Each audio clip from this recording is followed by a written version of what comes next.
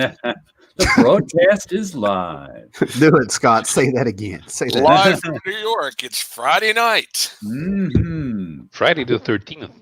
Friday the 13th. I wish I realized that we could have talked horror tonight. You know, Yeah, so if somebody even mentioned Friday the 13th on Facebook today, and it didn't sink into my head that it's Friday the 13th. This whole year has been the legend of Friday the 13th and what it's supposed to be. I can also say that, knock on wood here, I've never had one of those horrible Friday the 13th, but there you go. You know. Well, it's because you're not one of the Knights Templar, that's why. Yeah, there you go. But here we are on a gloomy Friday. We're live, and we're cutting it close, man, because we started having some good conversation, and I was like, wait. We got to go live and have this chat. Keep it up. Keep it up. So one of the things that like really rude of me, I think, is that we hardly ever do intros. You know, we get the same people watching us all the time, which is fantastic. And I forget every now and then somebody will pop in. So down there in the corner, we have our camera impaired buddy down there, the hard rocking, cocked and loaded Scott Connor. What's up, Scott? Loaded with food now. So. Loaded with food. Yes. And down below me there, we have our twisted steel and sex appeal of probably about 190 pounds, if I'm nice. Hello. Our sophisticated European. You gotta say it means in Oakland a royalty check now, Tim. I saw Chris Jericho rip that off the Freebirds, man. So I was like, I'm doing it. But I know I'm not doing geography with Paolo. That went horribly wrong last time. Don't cry for me, Argentina. And now that I'm out of wrestling cliches there, we got Jared beside me, man. What's up? How you doing? How you doing? I had nothing. I thought I was ready, and I'm like, oh, I've used them both. You know, I could have went Dusty Rhodes on you. I was going to say it's the American dream. You know, Jared Osborne. He's ate pork and beans and dined with kings and queens. You know? Jared, in regards to your introduction, do you think you could make a whole show with a Bronx accent? I don't know. I was never particularly good at accents. So, like the one thing about living in and around New York is you stop hearing accents after a while, because you hear so many. That's why, like, when people are watching TV shows and they're like, "Oh, that guy had a terrible accent." He did a terrible English accent. He did a terrible Scottish accent. He did a terrible Irish accent. I'm always like, I'm so used to not paying attention to people's, because it's impolite to comment on someone's accent. Like, and when you're around New York City, not that I'm in the city right now, but when you're around New York City, you hear so many accents that if you were to comment on any of them, it'd just be like take up your whole day. So someone could come up to me with the craziest made up accent, and I wouldn't even notice. I'd just be like, oh, okay. I wouldn't ask them where they're from. I wouldn't ask them what that. I just accept however they're talking, because you hear it all the time. A friend of mine from England did his John Wayne impression. Mm-hmm. And I didn't have the heart to tell him. I was like, "You're not even close. You're so far off. It's not funny." I don't know what episode of Monty Python it was, but the worst American accent I ever heard was by John Cleese. They were just doing this thing where they were being English, and I don't know if they were doing one of their little interview skits or something. And all of a sudden, out of the blue, out comes John Cleese, dressed like a big cowboy, 10-gallon hat, and he walks up and he tries to talk like John Wayne, and you're like. It stood out on Monty Python. I'm like, this is their lowest moment. I'm like, you've never seen the Carry On movies? No. No, I haven't. It's a series of British comedy movies. Not quite slapstick. They're in between. They're like the missing link between the Marx Brothers and Benny Hill. And one of them is called Carry On Cowboy, and they all pretend to be they're all in the Wild West, but they're all British. The actors are all British playing Western characters, so they have the worst accents that you can see. Somebody trying to play an American. There's actually 2 exceptions I can think of to that don't notice accent story of mine. Both of them worked with me at Marvel. One was Renee Witterstatter, an editor there, who when anybody would tell a Renee Witterstatter story, they couldn't help but do her Texarkana accent. So it's like if you were quoting Renee, you start doing her Texarkana. She's got a very distinct and melodious Texarkana accent. So like everybody would do it, like almost without exception. And then the other one was, there was another guy who worked with us. His name was Raphael Richer, and he was from Haiti. So he had a French accent, and he had sort of he had this really individual way of talking too that was quite funny.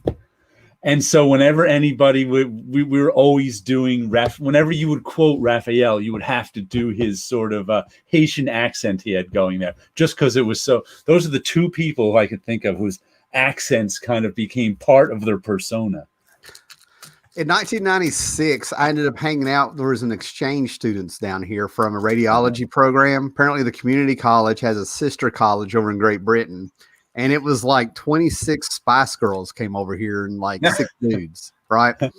And they just, so I got used to, first I was fascinated because I'm like hearing the English accent for the first time in real life. Then after about 2 days, I was kind of done.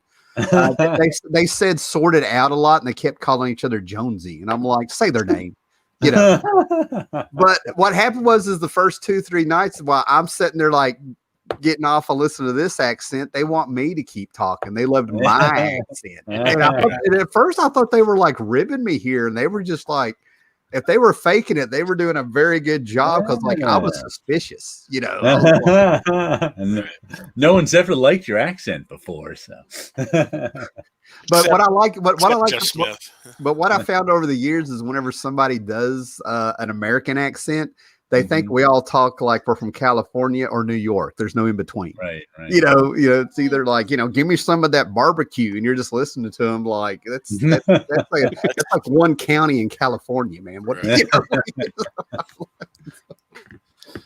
There's a stereotype where everybody thinks that all Southerners sound like they're from either Georgia or South Carolina as well. That's not. No. In Europe, we all think that all Southerners are Texans. Yeah, they don't even consider themselves America. They're a whole different country. Well, I've had to explain it to. I mean, you're right out of it, or you're at the tip end, but you grew up in it. You got the Appalachian Mountains. Yeah. And you have us who are in the Cumberland Mountains, but they had still considered all the Appalachian Mountains. We're not even really Southern with the way we talk. You know, once you're in those mountains, it's a whole different thing. We're not Southern. We still do the sweet tea. But like, we still have traditions left over from the Great Depression, like moonshine. We're self-sufficient. We're more self-sufficient than people, What do they call it? I was just reading a few articles just came out about it. It's called the mid-Atlantic accent. It's the accent a lot of old Hollywood used to talk in their movies, like Cary Grant. They kind of invented this accent. They call it the mid-Atlantic because it's halfway between England and America. They just kind of had this whole accent they created where they were talking in this Cary Grant kind of way, and it didn't exist in real life. Yeah, and if you push that accent to extreme, you start sounding like Edgar G. Robinson. See, that's why I like the Hudsucker Proxy. Jennifer Jason Leigh had it down in that movie. I hope I'm thinking the right movie. But yeah, that's where I was like, what is that accent? I finally had a movie to point to people like, what is that? Right. She had her That Gal Friday going on in that one. But in this house, we do the I can't believe I'm forgetting the guy's name. See. Edward G. Robinson. Robinson. That's a big thing in this house. Yeah. This is the frog, you see? Yeah. Greatest cat Minute Mouse. All right. So we got like we're showing our age now. Yes. We got 6 people here, so I think we've got our regulars here. But we have our quorum. I have one book to show. and then I say, Jared, I know you got books, and then we get into a bunch of books this week. Yeah. I ended up reading a lot of comics today because I usually read all my comics twice before I put them away. And I hadn't read some of my new comics twice. I usually don't read like the True Believers and reprints twice, but anything. And so I had like about 20 or 25 comics built up. So I ended up reading like 10 or 12 comics this morning before I got started even. So, and they were kind of funny. And I got a whole bunch. I got 8 new ones this week. So, awesome. So what new one did you get?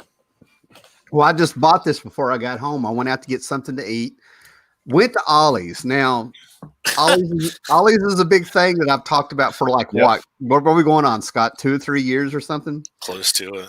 And they weren't condescending. They were really nice because when they saw me, the girl who was stocking the books, who I think I've only noticed twice, turned around, looked at me, and like, yeah, hey man, we get trucks Mondays and Thursdays, man. You can just call us and we'll let you know if anything's in. They know me now. It's like walking into Cheers, and he walks in Ollie's, and I'll say, Tim. But she was so nice about it. I mean, it wasn't that thing like it's that dude again. No, they were like, hey man, just hey, that annoying customer who keeps buying things. Right. But I got this. I've never kept these Harley Quinn books when I've got them. I mean, they're not bad. They're just not for me. But this one I had to get. They didn't have any new books, but I don't know how I missed this one. And people had rifled through them. People were grabbing this left and right. I mean, it was destroyed, right? But it's got Neil Adams, Simon Bosley, Joseph Michael Linsner, and Bill Tucci. And it's Harley's Little Black Book, the hardcover of a 6-issue miniseries. Okay. And I'm just sitting here wondering, Simon Bosley and Neil Adams in the book. I love Linsner's stuff, if you know his stuff. From Don and anybody that's a redhead in comics. They could have just done covers on it, but who knows? I remember that. I hope not. I don't know, but there's so many good Harley Quinn covers, though I never read the books. Sometimes I collect the covers digitally. Oh yeah, man. Yeah. Like I said, nothing against Harley Quinn. I mean, I'm with you on that one. I know what you're saying. But she just never. Never really. She's supposed to sound like Betty Boop in my head, and they don't write her to sound like Betty Boop anymore. Well, she's changed a lot since she first started. Right. I just found it amusing that I've got that entire run of the Batman Adventures comic that came from the animated series, except that one issue where they introduced Harley Quinn. That's the one that's actually worth money. Okay. Yeah. The Mad Love or the Batman Adventures? What I was reading, I was laughing at this comment. I'm sorry. Dude, you might be sorry and get what you asked for in that case in terms of speaking Americanese. The English language is crazy. It is. We raid other languages for their words and beat them up and steal their words. I just reached the point. I said we speak American. It's different than English. You got the Queen's English, and you got whatever the hell is over here, depending on where you drive to. Right. Want to see what I got? Let's see here. The new issue of Red Mother came out. Nice. Which I think Sleepy Reader really hit it on the head when he described this as the movie. The movie just flew out of my head. I even said it before. That one. The one from the early 70s, the horror Rosemary's Baby. Oh yeah. Everybody say hello to Larasa. This is very Rosemary's Baby-ish in that everyone around her knows the horror that's going on with her, but she doesn't. So it's I'm really enjoying this. I've been really enjoying the Red Mother. Excellent series. That cover, especially with the word red in the title, reminds me of an ad for Visine. Got your Visine. And then here's the first Dynamite book I've picked up, and I don't know how long. Dynamite issue number 2. Oh, and this is a good series. I mean, it's Marvel Zombies with Dynamite. Right. And I don't know much about the Dynamite universe, but it's got Red Sonja, Peter Cannon, John Carter, Warlord of Mars, Vampirella, and maybe one other. I can't even remember. They else. have some other licenses. They have the Shadow and the Phantom. Oh yeah. Oh, that's right. All the superheroes showed up in this one. What's their names? These guys, the Black Terror and from Project Superpowers. Yeah, that's it. Project Superpowers. Those guys showed up in this. Yeah, but they're all in the public domain, so anybody can use them. That's why I was going to call them the public domain heroes. And the Black Terror, Chuck Dixon and Dan Barton did a great 3-issue miniseries back in the days of Eclipse or something, like in 88, 89. Yeah, they've been around for I wanted the Green Llama and what's I forget this cat woman's name here. They used it too. She's like a grandmother. She's in an old age home fighting crime. Is that Miss Fury? Miss Fury, that's who it is. Yeah. Yeah, because they finally found the granddaughter of the original creator or something. Because Miss Fury was a newspaper strip, so it never went into the public domain. Okay. But yeah, it's well written and well drawn. I mean, I'm really, I bought it on a lark, issue 1, because I liked the cover. I flipped it open. I liked the insides, and I didn't have many comics when issue 1 came out. And I really enjoyed it. It's been good. So I recommend Dynamite. When Alex Ross was bringing out this Project Superpower books, I remember they had great covers. They'd get a good start. It just felt like they never went anywhere. Then everybody got a one shot. I mean, that is the main criticism I've heard. My friend Rob bought a bunch of them, and he was like, they just end. And sometimes they don't even end. They just get canceled. They don't even end the series. They don't even wrap anything up. So he stopped buying all of Dynamite books, and he liked some of them. But and then we got Bang issue number 5, which was supposed to be out a week ago, but it got lost on the way to my comic shop. But this series has been pretty good, except I originally put on my pull list as a 5-issue miniseries, which I think it still is, but it just kind of wrapped up the first arc, which was almost all introduction. So I don't know if they're going to continue with this story, but it's really only middle of the road for me. So if they don't continue with it, I'll be okay. I actually like Matt Kint is writing it, and Wilfredo Torres is drawing it. And I actually prefer Matt Kint's stuff when he draws it himself. I think when he draws his own work, it's really, really good. When someone else draws it, I'm not as into it. That's the same way I feel about Matt Wagner. Yeah. Good call. I know what you mean. And then the other new one we got is Kaiju Max. Season 5. Still going. Oh my God, that book is still going. I've always wanted to read that. There's 6 issues a year. Usually they go by seasons, and every year we get 6 issues, and it's really good. And in this one we get it because it's the concept behind it is it's a maximum security prison for giant monsters. So it's like a prison drama, but with giant monsters. And each season is kind of different. I started with, hey, there's Sleepy Reader. I was just quoting your description of Rosemary's Baby of Red Mother. The Red Mother.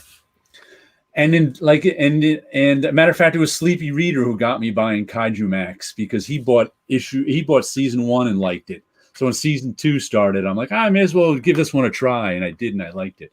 But what's different about season 5 is it's given us look inside the courts and the criminal justice system.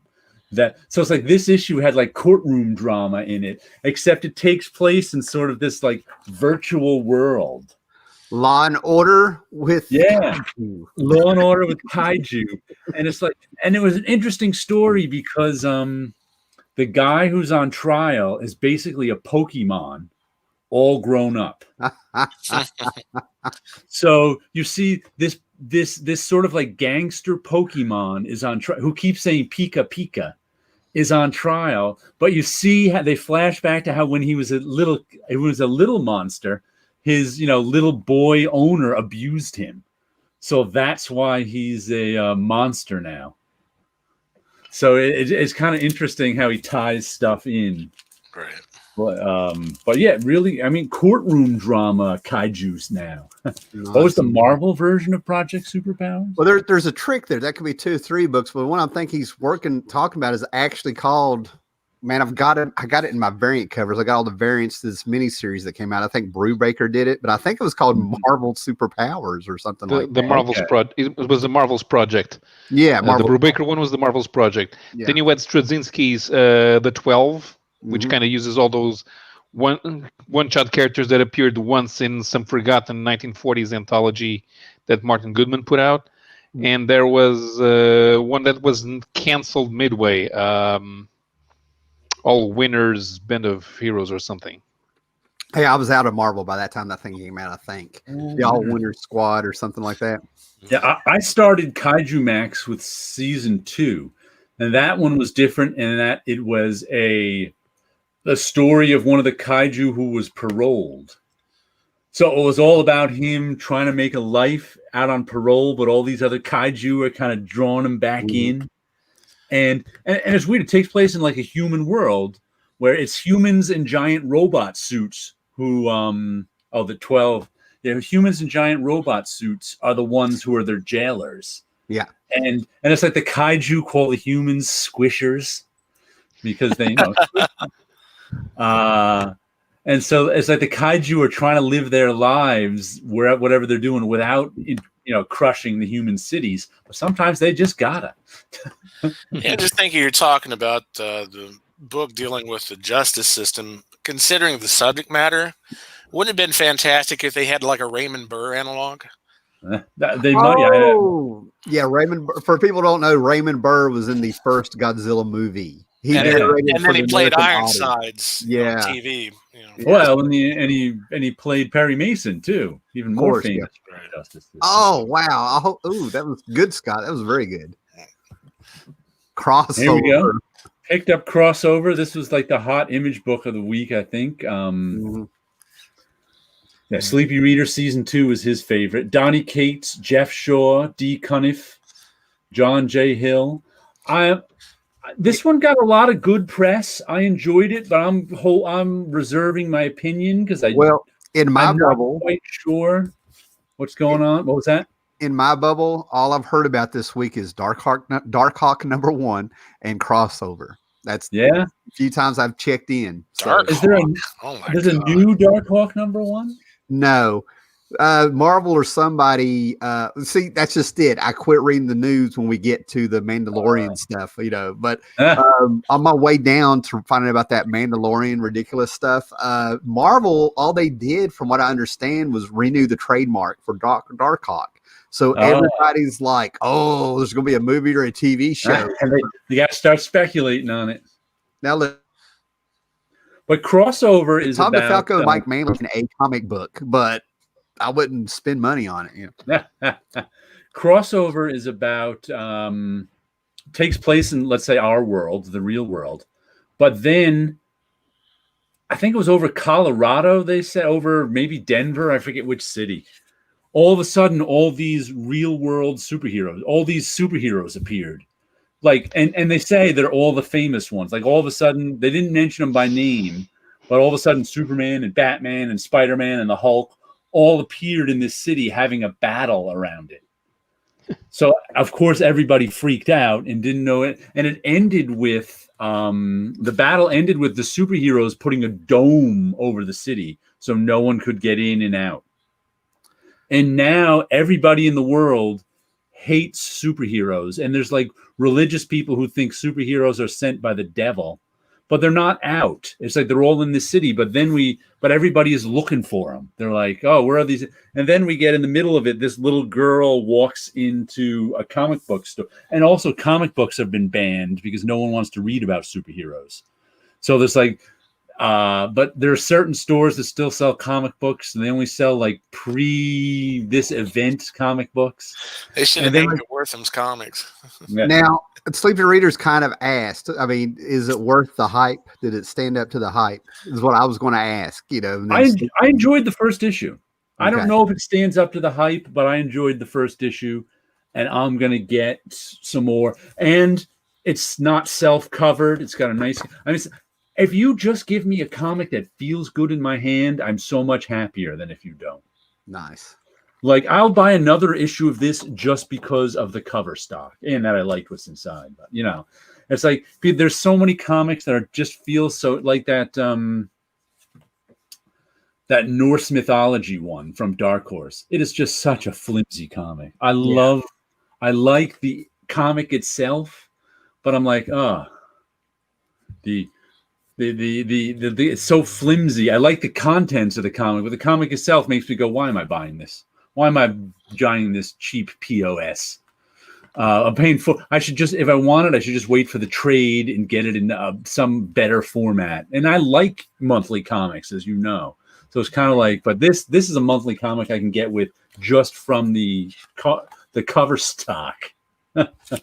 Which reminds me, I also saw this week a comic I didn't like that much, but I might Adventure Man. Mm-hmm. By who's drawn that one? Is it Chris Sprouse or Terry Dodson? Terry Dodson. Terry Dodson, and who's right? Was it Matt Fraction who was writing it? I want to say it is. All I saw were the previews where I had a chance to. Well, the people who stayed with it seem to say that it's getting better issue by issue. That is what I've heard too. I bought the first issue and didn't like it. So I didn't get. I couldn't even finish it. I found it boring. I'm like, I don't know what's going on in here. But I just saw they're releasing it in a European graphic album format. The first 4 issues, I think it's 184 pages. I wish every publisher would do that. And I just like to say, when Red 1 came out, Terry Dodson's series from a couple of years ago, I bought it in an individual issue or two, and it was okay. But then when I bought it in the graphic album format, I really liked it. I mean, the format really made a difference for me. So now I'm thinking I might be getting Adventure Man in that graphic album format to give it a read, just because, like I said, I liked Red 1 in the graphic. I mean, the art was bigger and easier to see. I just think I might buy it in that format just because. And give that a try. Yeah, and that's how I want to buy a lot more of the indie stuff and everything. What finally made up my mind is, I dipped in and I'm getting the Maestro pre-order, and I get a discount for ordering online, and all that stuff. But this month, the Maestro, they've already announced the hardcover, and I could have got it for $5 cheaper than buying each comic individually. And that's it. So Adventure Man may be the same deal with me here, Yeah, that's what with the second volume of Red 1, I didn't bother with it. I think the first volume of Red 1, it was only 2 issues or 3 issues. With the second volume, I didn't bother with the issues at all. I'm like, you know what? I'm just going to get this in the graphic album format because I liked it a lot better that way. Yeah. So that's a good idea. I actually read some of the Maestro digitally, and I might pick that up in a bound volume. I didn't want the individual. I also like it. I'm not a fan of the square bound format they come out in. I was just rereading that Turtles Last Ronin today, really enjoying it, except for the square bound format ate a little bit of the lettering up on me. Gutter lost in the comic. Yeah. Then let's see what reprints I got this week. This one came out this week, right? Did it? I can't remember now. Fantastic Four, the first Black Panther, which is FF 53, is this? 52. Right after the last Galactus story. Yes. Yeah. The coming of Galactus story. Vintage Kirby and Sinnott for $1. I'll take that all day long. Yeah, I think I pre-ordered that one. He'll buy that for $1. Those come to 65 cents a piece when I pre-order them. Mm-hmm. I mean, I'm like, I could do that all day long. Exactly. And then we got Thor 337, which I still have my original copy of, but for $1, I'll check. I like the crisp new printings. So I'll check out the crisp new printing of Thor 337. Why not? Man, I think I was like 11 or something when that came out, and I still remember being the only person that didn't think that was a monster on there. I'm like, it's an alien Thor. Everybody thought it was some kind of big bad monster, like the anti-Thor. That's how I remember that. Yeah. Oh, and they had to put another warning label in this one. Uh-oh. This is the first Valkyrie. I have that. I have that event. That's left over from the Stepdad's collection. I have that. This is issue 83 of the Avengers. Lady Liberators. What's the lady? Right, the lady, and it says, "This comic is presented as originally created. It contains outdated depictions." I'm like, they couldn't let us figure that out on our own, or they just had to let us know they just had to let us know that they know. No, that's like, because nowadays everybody are both idiots and easily offended. Yep. If that comic book offended anybody and they cannot realize that came out in the 60s, The 60s did not exist. Everything is now. Yeah. Oh my gosh. That's hilarious. I just find that funny. It's like, you're sitting there when you said that this one came with a second, warning label or something. I'm like, ooh, what is this? And then the last one I got is a facsimile edition of the X-Men number 4, First Brotherhood of Evil Mutants. Nice. I do enjoy the facsimile editions. I got to tell you, DC. Me and too. Marvel. Yeah, I really do. I really do like them. Yeah, I like the fresh new printings.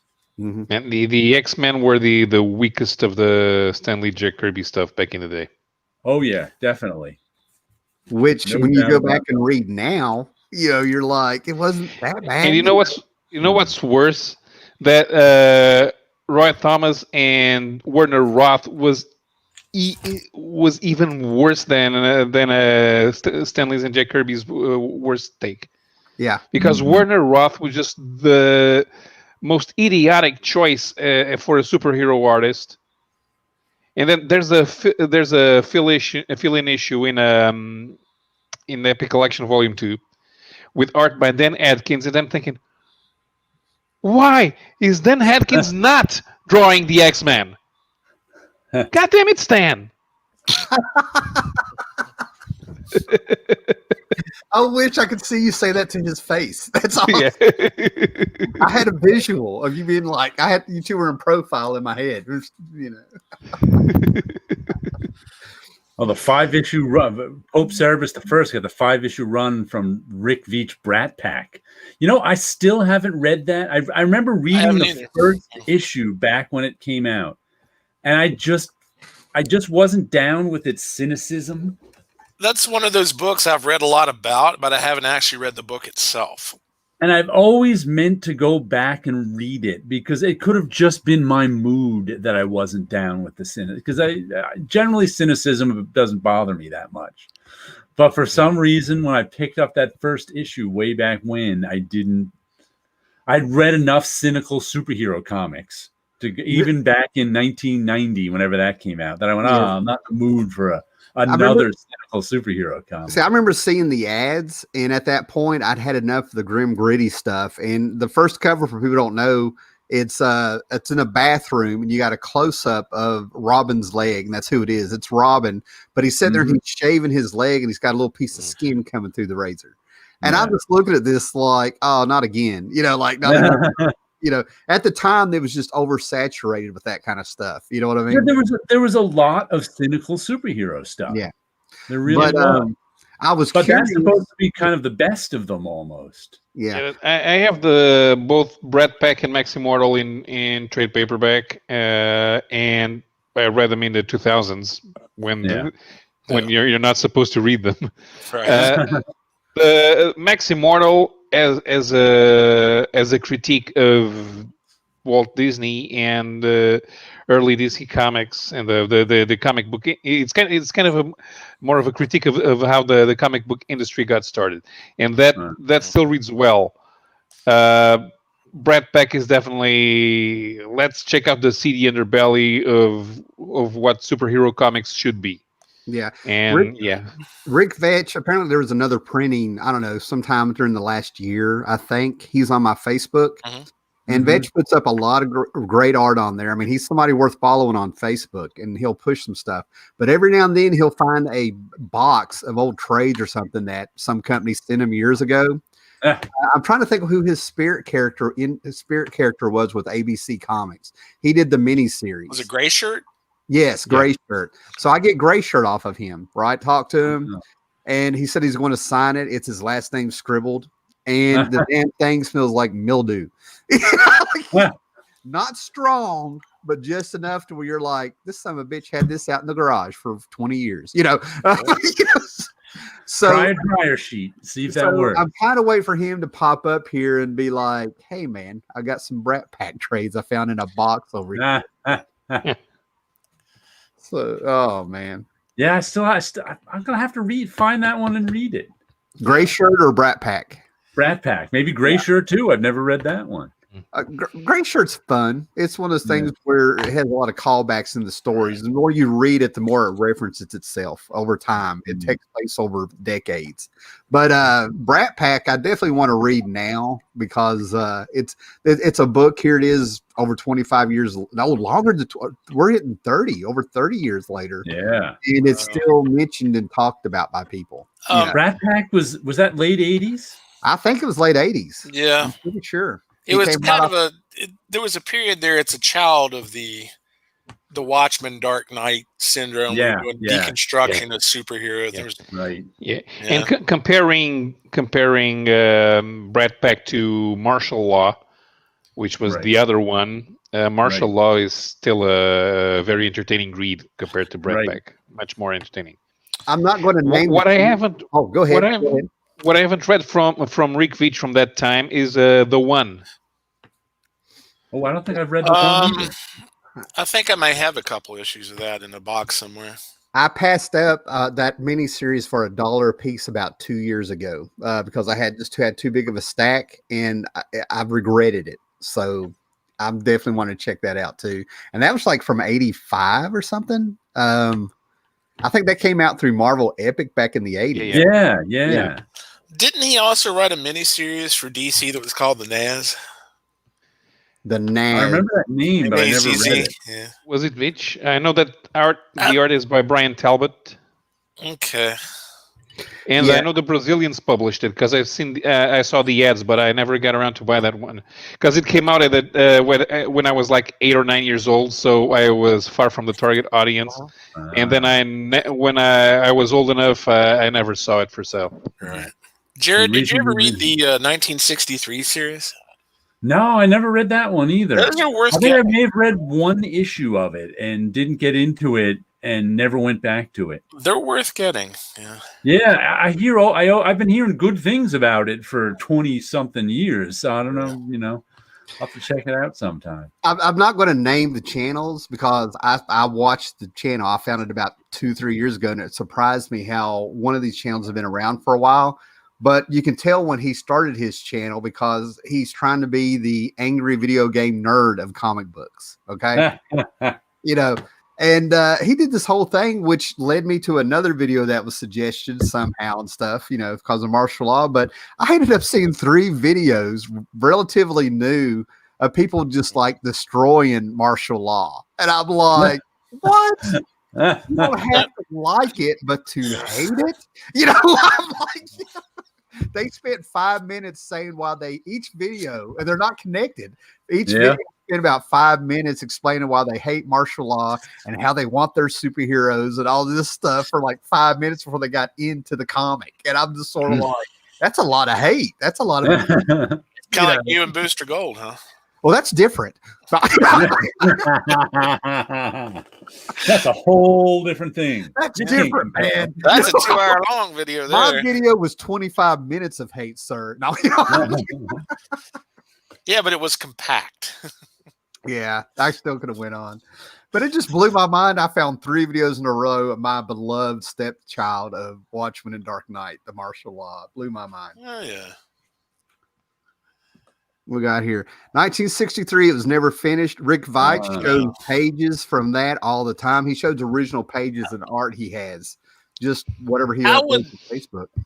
I would love to know, and I think Steve Bissett would love to know this too. What Steve said or did to piss Alan Moore off so bad that he won't talk to him anymore. Whatever. Probably didn't like his shoes or something. It's like he did an Alex Toth on him. He just ghosted him. Yeah. I don't know, and I can tell it still bothers him a little bit. Yeah. See, I was the other way around. I was so happy, and now I can't remember if it was Bissett or Vetch, but they finally went on Facebook, and I took a screenshot, but it's on an old computer that died. And I took the screenshot where he finally said that was not John Constantine and Swamp Thing 25. I was like, I told you got it from the man right here. And he explained a little bit about they were just Sting fans. They had a little fun to suck Sting in there. Put them in the background for fun.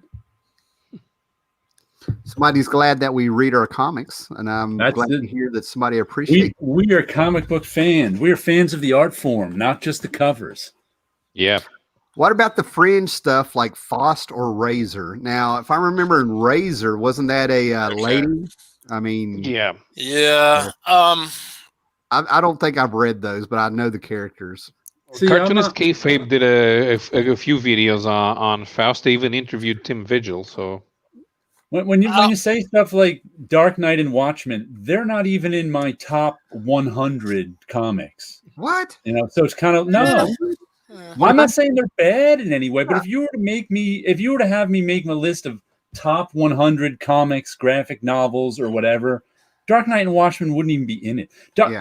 Watchmen isn't even in my top 10 Alan Moore. It's just not. Interesting. Yeah. With me, like Watchmen, like issue number 2 to me is like one of the best comics made. I can like pull a book or two out of Watchmen. So I'm trying to. That was a bold statement. It took me by surprise there. You know what I mean? I'm not even saying they're bad. They're just not really to my taste. Mm-hmm. Yeah. I mean, Dark Knight is certainly a good Batman comic, but I'm not that big a Batman. I would rather read Batman Year One than Dark Knight. Yeah. Well, I think after a while you reach an oversaturation point too. Regardless of how good something may be, once you've been overexposed to it too many times, it's never the same. Well, the other thing is like Batman Year One.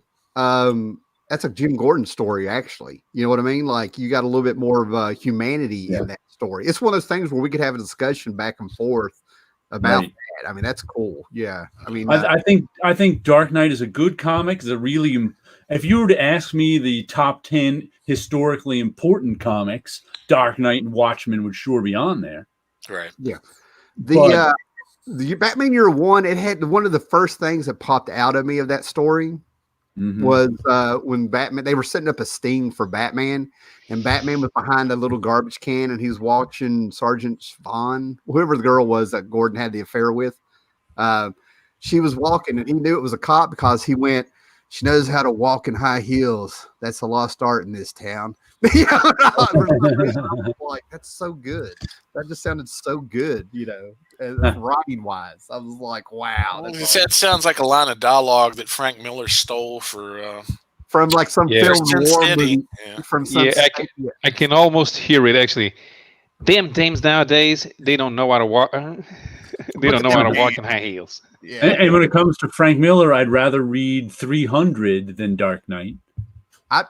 I've had moments where I wanted to read Ronin over Dark Knight. I've got Ronin. I'd rather read at least the first 2 volumes of Sin City over Dark Knight. I was going to say, I think I'd rather read Sin City than 300. Yeah. And I like history. Yeah, me too. Mm-hmm. But of course, Dark Knight is the most popular and historically significant of them. Sure. There's no arguing that. V for Vendetta. I prefer V for Vendetta over Watchmen. I prefer A Small Killing over Watchmen. I prefer Alan Moore's Wildcats over Watchmen. I wouldn't go that far. Now, I would. I do have a That's question, fine. Yeah. and it's just my curiosity. I'm not trying to convince you. I'm totally down with. I mean, this is cool. That's not what that's about. But with Watchmen, one of the things that keeps me going back to it is I can still read it every now and then. I'll catch something new in there they were saying, or some trick with the art they were doing.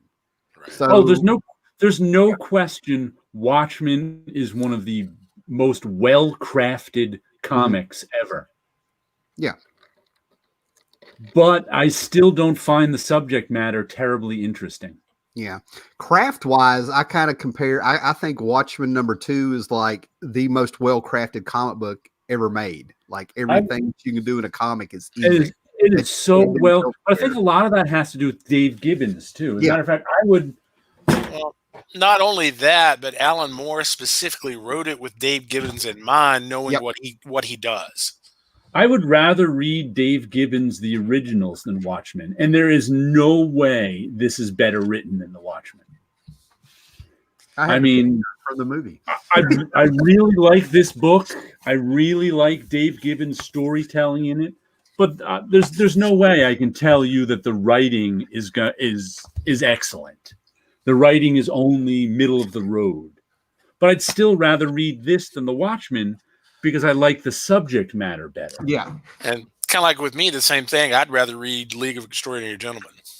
Right. I get where you guys are coming from. Totally. And you're talking about stuff you missed the first time around. Uh-huh. There is so much stuff packed into those books. You could spend the rest of your life just researching where certain things come from. Yeah. I would rather read Swamp Thing than The Watchmen too. What about Maxwell the Cat? Never read Maxwell the Cat. No, but I know a guy who has all the issues. I've never read DR and Quench either, but I hear good things about it. I was about to pull out DR and Quench I have at my feet. I was getting ready to read this weekend. That's funny. I've never read Alan Moore's one issue of Vigilante. Matter of fact, I didn't know it existed until I think it was Pope Cerebus. Did you show that one off in one of your recent hauls? Well, we also mentioned it on the show, and I told you. I know, but I think we mentioned it because I saw it. I know I saw it in a haul somewhere, and I was like, oh. Well, if you want to get all the superhero stuff, it's collected in a single volume. Right, I remember that. And having recently read From Hell, I think I'd rather read Watchmen than From Hell, but I'm not sure. Matter of fact, just this past winter, I took out from the library the absolute editions of V for Vendetta and Watchmen. Mm-hmm. And it was right before COVID hit, so I had them for months and months and months. There's I returned them to the library, but I read V for Vendetta. I just looked at the Watchmen. I got to look up when it's coming out, and I don't know, I may be able to order it this month or something, but there's going to be a colorized version of From Hell coming out. It just came out, yeah. It is out. It is out now. They just finished it.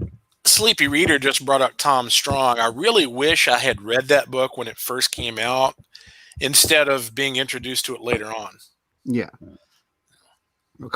Man, we got some great comments, but I don't want to kill the conversation, man. Jared, let's see. What we got? You hit a nerve in a good way, Jared. Yeah, in a good way. You hit a nerve there. Pope Cerebus brought up a good point too. That he's reading about Eddie Campbell's art from Hell isn't great for that story. That's something that both Alan Moore and Neil Gaiman excel at, is tailoring the way that they do their stories and their scripts to fit the artist that's working on it.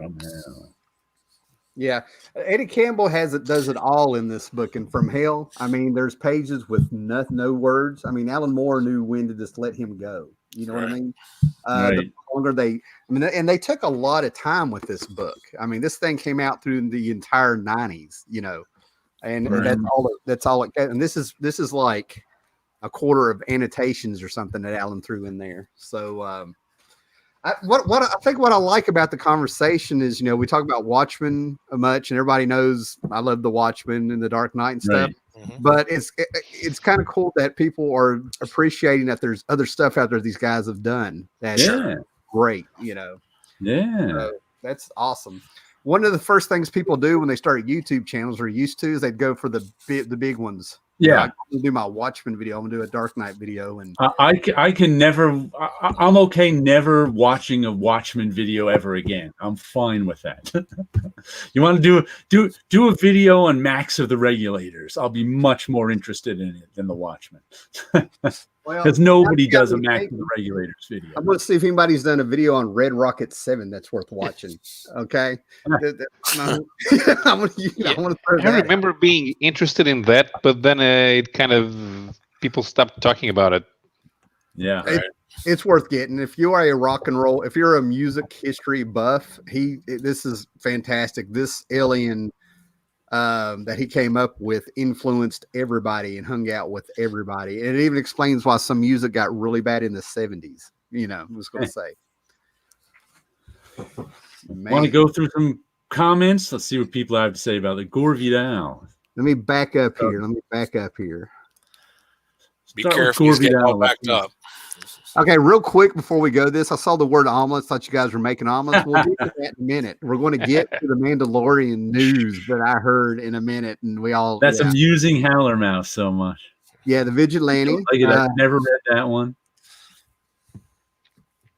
Swamp Thing, From Hell, Watchmen, V, and Promethea. I would rather read Swamp Thing and Promethea over Watchmen and V. V is maybe one of my favorites of Alan Moore's. I'll tell you what, I would really be curious for me to sit here and wonder which one have I gone back to read more, Swamp Thing or Watchmen, for real. More and more. For me, Swamp Thing is easy on those two. Yeah. Oh, Gore Vidal. From Hell is on top of his Moore list. I would have enjoyed watching more if Lloyd had drawn it. That's interesting. The first David Lloyd art that I have that I didn't realize it was him is the Time Bandits movie adaptation from like 80. Yeah, he did that? Yeah. Wow. I recently rebought it because it's part of that stack of books that just melted away over the years. Yeah. Deteriorated. So when I got one with the credits in it, I went, David Lloyd. I might pull it out and make sure I'm telling you right. Oh, wait a minute. And he mentioned big numbers too. Never read Terry Gilliam. Wasn't Terry Gilliam friends with Alan Moore or something? Oh, I wouldn't surprise me. Terry Gilliam hung out with everybody, Beatles and everybody. The first two issues of Big Numbers were so good. Well, I should say the only two issues of Big Numbers. Right. And it was such a disappointment when that stopped coming out because I want to go back and reread them. They were really good. This is the second, third time Tom Strong's come up tonight. ABC Line, League of Extraordinary Gentlemen, Promethea, Tomorrow's Stories, Top 10. Every one of those I would recommend to everybody. But the one that's forgotten is this graphic novel that came out for Top 10 called The 49ers. And it takes place after World War II, and it shows that city coming up. It's one of the best underrated works by Alan Moore. I mean, it's a humanistic story. Jared can't read that because he's a Giants fan. Yeah, I might grab it here in a minute, man. But it's like the most. I keep meaning to do a video on it. I might finally do it or something. I mean, it's just fantastic. Maxwell the Cat got mentioned again. Not surprised. Yeah, Eddie. Yeah. What's that character he has? Looks like the Sailor Man. Bacchus. Bacchus gets mentioned. I actually recently read. Where is it? I have it somewhere over here.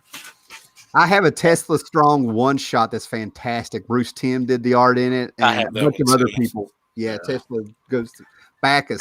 Oh my God! I think there's a volume 2 of this. Wow, that's a thick book there. I ran across really good stuff. I read a lot of this when it came out in Dark Horse Presents, but there was, and I remember being hot and cold on it in Dark Horse Presents, and then I really liked. There's a story in here of somebody versus the eyeball kid. I don't think it was Bacchus, and I remember liking that story a lot in Dark Horse Presents. Yeah, I have a bunch of those. Yeah. Well, but reading it all together was very nice. Very nice. I think I've read 2. I don't know, maybe they were a series. I mean, I've read 2, 3 of those Bacchus strips, and I was dying to read some more. But the one I was reading, and we're going back, I swear I think I'm going back to like 2005 or something. But I read a story where it was like Bacchus was God. All of a sudden, he was huge. He was holding a little man in his hand. And I was holy shit. There's all sorts. Yeah, going off on a tangent, there was some really good stuff in some of those Dark Horse Presents issues. Oh yeah. They were excellent.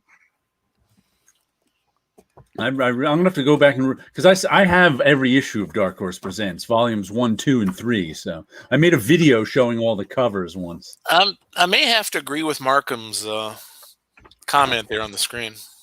I was going to read, but I didn't want to interrupt anybody. In his opinion, Neil Gaiman's Sandman is the best all-around comic from art, character development, and storytelling. Probably a less popular opinion, but the entire story draws you into a different world. I think the trick with that series is that it's actually a 75 issues? Yeah, 75. It was a 75 issue miniseries. Is basically what it was. It was the one whole big story in chapters and stuff. I never got into the Sandman. Yeah, I know. I think it's a classic. I know everybody likes it, but I just hate living embodiments of things. I just do. I mean, the living embodiment of dreams, the living embodiment of death, the living embodiment of this, the living embodiment of shoelaces, the living embodiment of water bottles. Then there is a story, I think it's Brief Lives, where they go out and they find their brother Destruction, and he kind of has some words about that.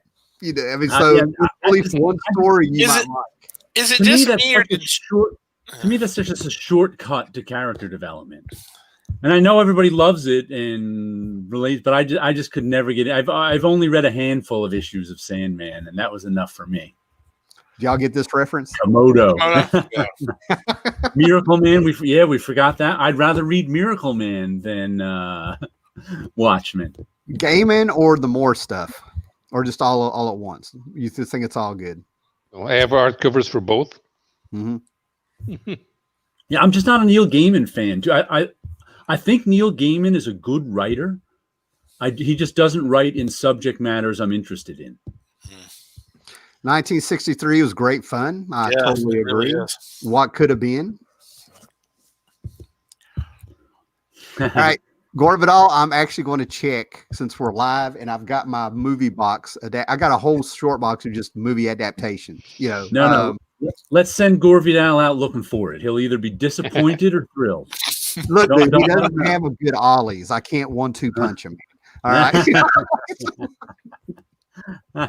Eyeball Kids, great stuff. Somebody else didn't get into the Sandman. Thought the art was too dark. You know, Mark Hempel's stuff on the kindly ones will totally take that away. There's a lot of different artists on the Sandman. Yeah, and the thing for me with Sandman is if you get past the first 7 issues, that's when it really starts developing its own thing and becoming its own entity. Yeah. Yeah. I think out of the first 6 issues, number 2. Go ahead, man. Tim will hit me for saying this, but I would love to see the first 7 issues of Sandman redrawn instead of they were drawn by Kelly Jones.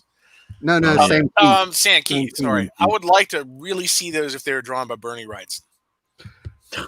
I would like to see anything redrawn by Bernie Wrightson. I'm okay. The first 39 issues of Spider-Man redrawn by Bernie Wrightson. Okay, fair enough. But his art style really fits that kind of story. I would have to see the pages first before I decided if I was going to hit you or not. I'm just saying. That's fine. Listen, they're going to be interesting no matter what. Because Bernie Wrightson is drawing them. Yeah, I've got a bunch of these 2080 more short stories he did that came out through I think Quality or Eagle back in the 80s. Speaking of, since I just brought up Bernie Wrightson, there's a new Sandman hardcover that just came out, and it's really odd for me because instead of Dave McKean doing the cover art for it, it was Michael Kaluta. Yeah. Oh. Yeah. Spellbinders. These Spellbinder books are really good. That reminds me, you said Dave McKean. I'm going to have to reread Cages. I haven't read that since the 90s. It's been a long time. I've got that on my shelf, but I haven't read it. Me too. I've got it on my shelf, but I haven't read Cages and some other stories he did. Yeah, I haven't read there's a bunch of Dave McKean stuff I would need to go back and look at again. Yeah. The new Norse mythology gaming series is great. Okay. Yeah, that's the one I was saying is real good, but the comic itself, the physical comic, is so thin and light and terrible. Yeah, the only thing I didn't like about that, I just really hate that logo they came up with. Yeah, the logo doesn't thrill me either. Sleepy Reader agrees with the writing. Yeah. Imagine what zombie Wrightson would draw like. The Unknown Soldier. I like book. Graham Ingalls. Unknown Soldier books. All right. Unknown Soldier. Man. You know what I have set up for tonight? I do not want to give Tim flashbacks, but I've got year's best comic stories for 1981 ready to go here. Now hold on. I think 1981 we can see the huge difference between 1979 and 1981 with DC. Because I think that's the year that Wolfman and Perez moved over to DC Comics, isn't it? Scott, we just lost two. Mutant Titan starts in 1980. Jared, we lost 2 or 3 people as soon as you said that. I'm not. Maybe it's a coincidence. I don't know, but I just watched the numbers drop, and I'm like, I'm saying, I think a parrot talking during your childhood scarred you, and you were having PTSD flashbacks to that when that Superman story came out. Well, how about we get to the Mandalorian ridiculous stuff? Okay, I'm saying it's there if you want to do it. Oh, got me on the spot. I don't know. At least you didn't have to read that Jungle comic. Ooh, that was rough. Man. But I used Gaiman's Eternals as a sleep aid. Who said that? There we go. Tommy Bagley. Pin a tweet or pin a comment out of this. There it is. I was so disappointed by that. I wouldn't say I was upset, but I was like, "What?" And then you turn around and Grant Morrison did almost the exact same thing with the New Gods a couple years later. Yeah. Okay, they're talking amongst themselves. Well, one of the things that got me here, and we talked a little bit about beforehand, I think everybody was on the same page, was this Mandalorian news that Baby Yoda. Now, Baby Yoda comes from a race where the original Yoda died like at 900 years old. So he could be like 50 years old to 100. I haven't watched the second season. Anybody watched the first one? I have. Well, I haven't seen today's episode, but I saw the first 2. So, and it was last week's that got people upset. Yeah. So this actually made me stop looking up comic book news again. It's like right when I start kind of getting curious and getting in there, I'll see something completely stupid. And I'm like, I don't have time for mediocrity in my life, you know. But so you turn around and Baby Yoda has been shown eating frogs on the show. Everybody knows it. Everybody laughs. They've shown him eating all sorts of stuff. All sorts of stuff. So all of a sudden there's whatever's around. Yeah. So there's an alien frog lady, and you guys, I thought it was the last of a race, but it's the last of her family line. Right. She can't have any more eggs. She is now at the age where she's infertile, so she can't lay any more eggs. So she has got a backpack full of some kind of fluid with her eggs in them, and her husband has been on some other planet making a new life for them. Yeah. So she's hired the Mandalorian to go to that planet, and they can't use whatever warp speed is in Star Wars universe. They have to go sublight to this planet. So that the eggs don't. Yeah. So that the eggs don't spoil. So basically, they have to be fertilized like frogs do it. Eggs here, right. frog on top. Her husband has to fertilize the eggs when she get there, and that's otherwise her family line dies out. So when he met the Mandalorian, couldn't he just gave him like a little cup and said, "Pour that in to the lava lamp"? They crash land somewhere, is what it is. Okay. So they all crash land on this ice planet due to various parts of the plot. So now we've got the Mandalorian, Baby Yoda, and this frog woman trapped on this ice planet where all sorts of things are happening to them. And meanwhile, in the ship, we have the Mandalorian driving the ship and the frog lady's up front with him, and Yoda's in the back sleeping. But he keeps sneaking out to eat some of the eggs. and the Mandalorian keeps catching him and going, "Stop that. Those aren't food. That's not food." So over the course of the episode, he probably ate 3. This probably happened 3 or 4 times. And it got people mad. It got animal lovers mad. And it just got people mad that, this character's eggs became food for Yoda.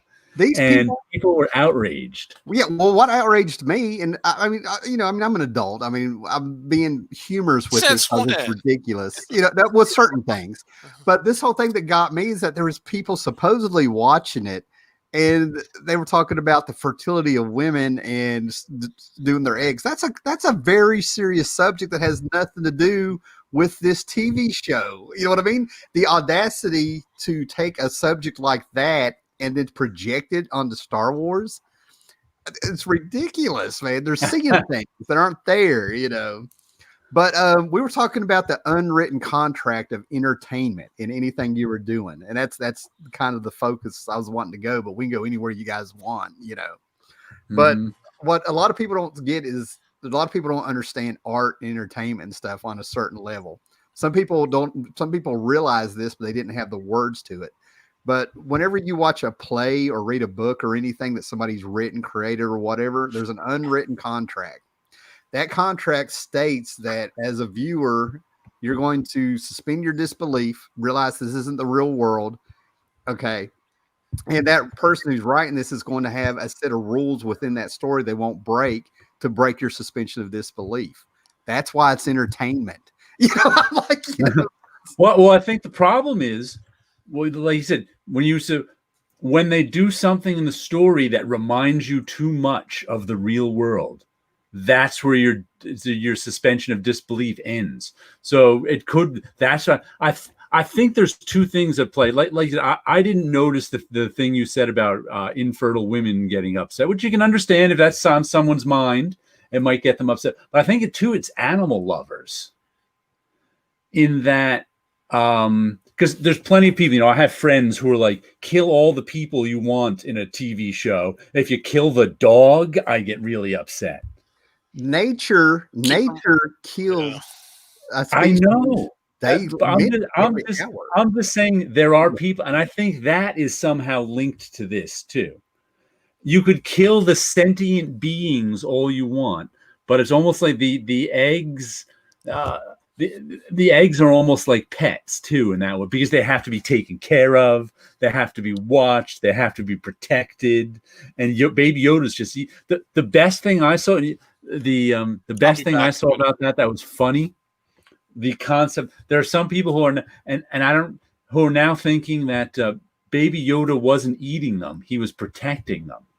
They think at some point, like the other eggs are going to be in danger, and maybe, you know, get rid of, and he's going to vomit up these 4 or 5 eggs, and that's going to save that saved the eggs. Okay, that was like. I was like, wow. Baby Yoda, first of all, how dare they take their culture and try to overreach and destroy Yoda's culture, not respect his. But the other thing is that, like, I have chicken eggs in the refrigerator. This is how Yoda is looking at the little baby Yoda. I know. It just blows my mind how big this got, and people were actually writing articles on it. And when I saw that happening, I was like, oh, this is gonna. I thought it would upset people. Because 10 years, I think it upset all the right people. I mean, if this is what you're really seeing, it was meant to be upsetting. It was meant to be upset. If it wasn't meant to be upsetting, then the Mandalorian wouldn't have stopped him from doing it. See, I've also seen theories that Baby Yoda is actually evil. Like he's actually going to be. He used to choke. He choked somebody with the Force, so he's Sith. I'm just saying, I'm not surprised that people are upset because it was meant to be upsetting. Oh, I got you. Okay. In the context of the story, otherwise the Mandalorian would have been going, "Hey, stop that, Baby Yoda! These aren't food," and kept taking it away from them. What I'm hearing is, story-wise, we create tension and another threat that makes them have to hurry and get there quicker because they don't know the eggs are getting eaten. You've got to have something to make the story interesting. You know what I mean? Like, there's got to add another level, and it also adds another level to Baby Yoda too. You're like, what's going on here with Baby Yoda? Why is he eating these eggs? I hope Baby Yoda ends up being a big Sith Lord in training that they haven't really revealed yet. I mean, I love the Mandalorian season 1 show. I love it. But I'm hoping for like a little twist there. You know what I mean? Did the Mandalorian raise Baby Yoda to be good, you know, just by his example? Or is he really like the Sith Lord in training who's going to be powerful, and that's why they want him, you know? You know, one thing people need to remember in this type of fictional setting, these are different species interacting with each other. And I find it very normal that some of these species would see another one, even if they're sentient, this is food. Yes. Yeah, I'm okay with it. You're okay with it, but there are different people than us. Yeah, okay. Then don't let normal people watch science fiction. You would find it upsetting if they were eating babies in a science fiction show. We'd find it upsetting. It was supposed to be upsetting. This was supposed to be upsetting. If you watched the show and didn't get upset at Baby Yoda eating these, there's something wrong with you. Because that was what I mean, if you get on the internet and complain about it, maybe you're taking it too. I mean, I didn't, but it was supposed to be upsetting. That was the point of Baby Yoda eating these. Maybe it's where we we realize that things eat things in nature. Like my heart is lesson. I mean, it really upset me. Praying mantis is my favorite insect. And I had a praying mantis on this slide. And I'm like, well, I'm going to feed it because I watched a freaking documentary in school that said animals don't let other animals suffer in nature. They eat head first. So in my mind, no animal, when it got ate, it suffered. You know what I mean? I catch this grasshopper. This is a true story. And I walk over to the praying mantis. Praying mantis looks at me, looks at the grasshopper, looks at me, grabs it. And I'm like, all right, here we go. And it starts eating its eyeball out as the grasshopper is making little motions like it's screaming. And I'm like, so no, things eat things brutally in nature. And that's why I'm like, that's why I'm not, maybe in the context of the story. If you were to watch this episode, you would get up. It's supposed to get you up. You're supposed to say, Baby Yoda, don't do that. You're supposed to be upset at it. To get on the internet and complain about it, that's a whole other step.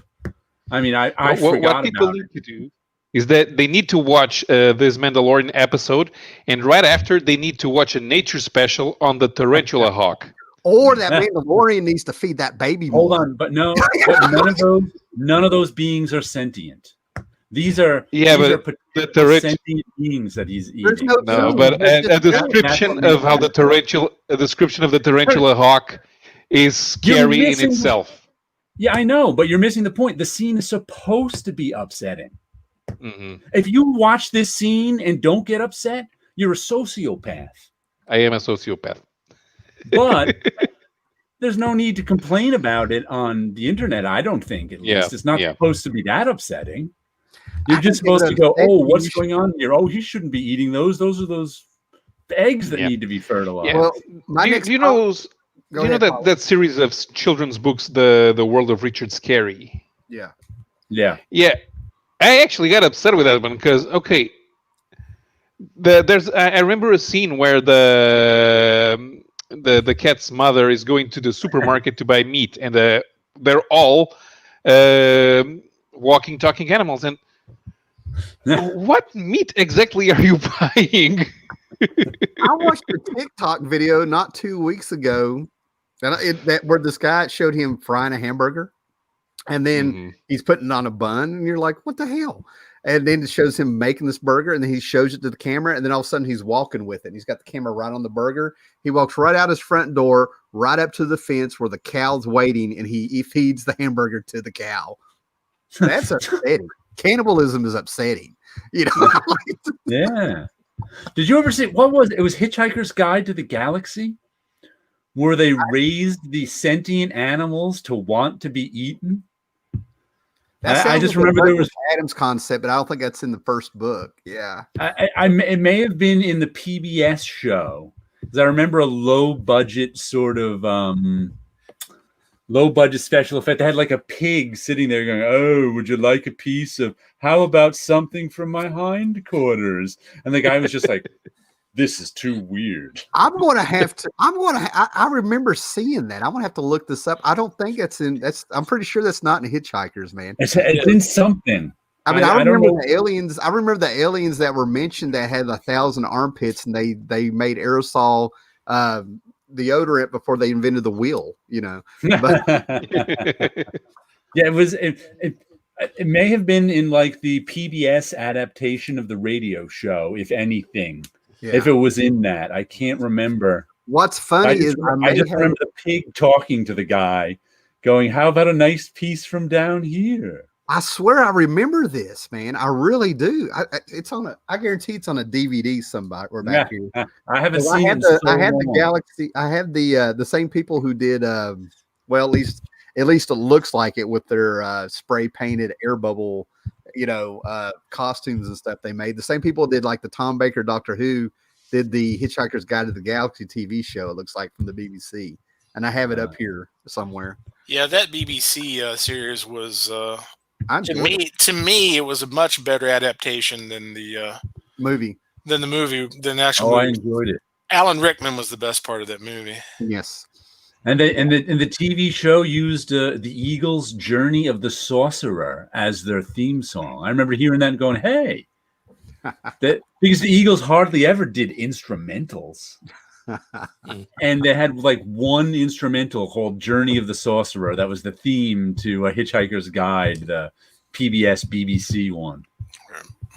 Hitchhiker's Guide to the Galaxy. I'm just going to have to admit that may be my favorite book. I could sit here and like Andre Norton, Starman's son, and Kurt Vonnegut, this and all that stuff. But the book I've gone back to read the most is The Hitchhiker's Guide to the Galaxy. Tim, do you remember in Hitchhiker's Guide they talked about a rock band that was called Disaster Area, and they're so loud they'd actually have to play off planet in orbit. They're still not as loud as Motorhead was outdoors. It's funny because I remember the one thing I remember from the book Hitchhiker's Guide that always stuck with me was, I forget which character it was who could fly, and he learned to, and the way you could learn to fly was you would fall down and forget you couldn't fly, right, and then you'd be able to fly. And it was only like on half a page somewhere, but that just amused me so much that I remember it all these years later. Go ahead, Scott. I always like the infinite improbability drive. Oh yeah. The whale and the fern dropping through the atmosphere. They were nuclear bombs, and the drive changed them into a fern and a whale. And all the fern after the whale was like being all existential about who am I, the fern's like, oh no, not again. And then he dies when he hits the ground. But there's a page in there that I like. I want to look it up, but it's just a page. And it starts out like, we came down from the trees, and a lot of people thought that was our first mistake. Like that. It's like, billions of years ago, God created the universe, and ever since then, it's generally thought to have been a, rather terrible mistake. Good stuff in that Douglas Adams stuff. Yes. Some of the stuff I pulled out to read, it's just amazing where comics can take you and how much is out there. But I thought this was like the perfect like spectrums. You know what I mean? Right in the middle, I ended up pulling out a bunch of Marvel Age. George Perez, going way back in the day for Future Imperfect. Just this stuff from the early '90s, just to see. Just because I found it in a box. Do you have the Marvel Age on, man? I didn't know you were in one. I'm in it. Hold on. I have all the ones that Sergio did the covers for. I got number 85. I have one or two of these somewhere. Not this.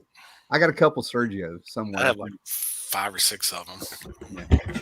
I'm still a Universe fan. That's a Tom Palmer written and drawn cover. They made a poster out of that back in the day.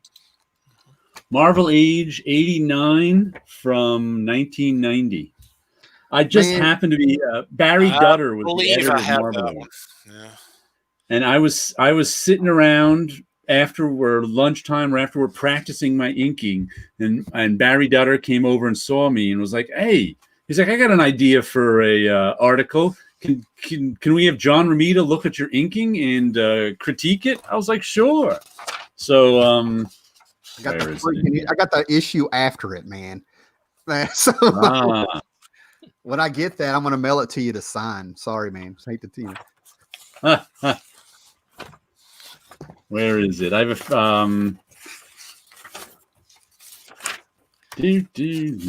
new Warriors are there.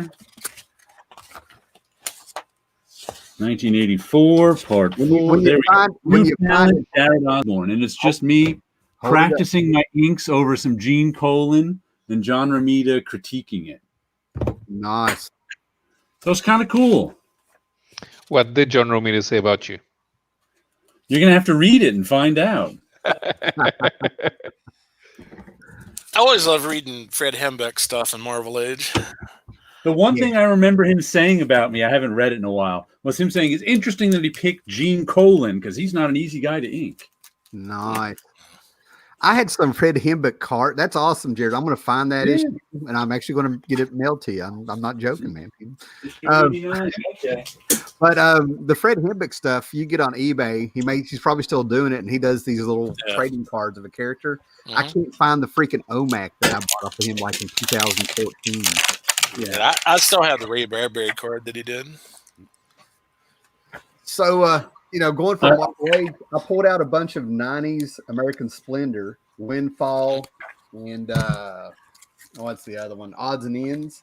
It's been so long, it's like going to be new reads, But then I also realized I never finished reading. This is a sin in my house. I never finished reading Future Quest. I have all the issues. I just never came around to reading them. And I'm sitting here looking at this. I'm doing neo-realism and then going into Hanna-Barbera cartoons. I mean, I'm like, I love this hobby. I also realized I appeared in issue 120 of Marvel Age in the bullpen map. Oh man, I don't know if I still have that one, but I've had by that. Rick Parker. He did the bullpen map, and I am somewhere in here. Yeah, hold it up again. I got you on full screen. This is the Marvel bullpen in. Good night, Enigma Vibration from Scotland. Everybody say good night. Good night. Good night. There's a key somewhere in here that tells you where I am. I think I. So technically, you are immortalized. I mean, that's just how we look at it. As long as this newsprint lasts. There we go. With my name spelled wrong, of course. They put an E on the end. They even put a U in. This was the OSBOURNE. They didn't just put an E on the end. They put a U in it. That's from Ozzy Osbourne. He was the one who got everybody to put a U in it. Yeah, I would have made the exact same move, man. I feel for you, though. I think I did on one of the shows we were on where we had to type the names in ourselves. Yeah, that happens all the time. There I am. Okay, 61. That's it. I'm right over here by my finger with my tongue sticking out. Do you have the mullet? Hold on. I took you off solo layout and didn't know. I forgot I did. I mean, where is it again? Hold on, let me find it. I did not. Well, I had my. Those were my top knot days, but I don't have. No. There I am. I'm right by my finger. You can barely see it.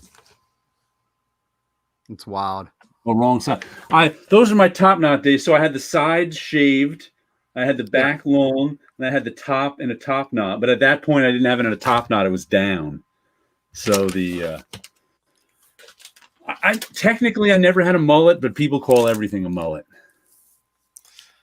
They do. What? That is true. What? Because it was never all business in front. It was certainly party in the back, but it was more punk rock than mullet.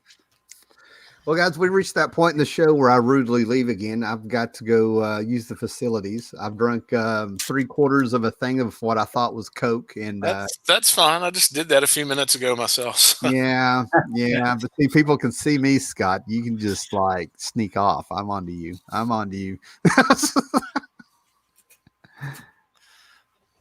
Do. I've got Journey of the Sorcerer going through my head now. So did you two read any comics this week? Not this week, no. No. He's got to read. What do you read? Superman? Super something. I don't think you realize. You're muted, Paolo. Yeah. Paolo, you're muted. Did Howler? Okay. Kim? Yeah, there we go. So this is the Brazilian number 100, and it's got the Last Son of Krypton arc from the mid-80s. That's a rather large number, a Brazilian plus 100. Yeah. This came out in 1993, I think. You know your joke falls flat when you don't even get a laugh out of Paolo. Yeah. I don't care. October 92.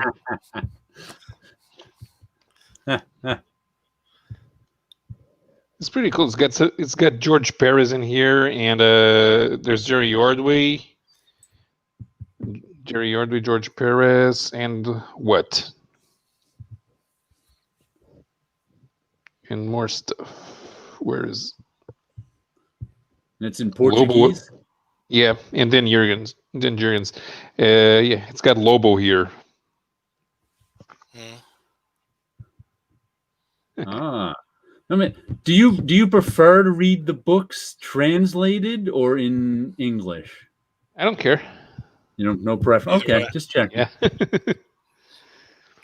I do understand the concept of the trader translator because this guy took a lot of liberties on the translation. Yeah. Now, can you tell that without reading the original? Yeah.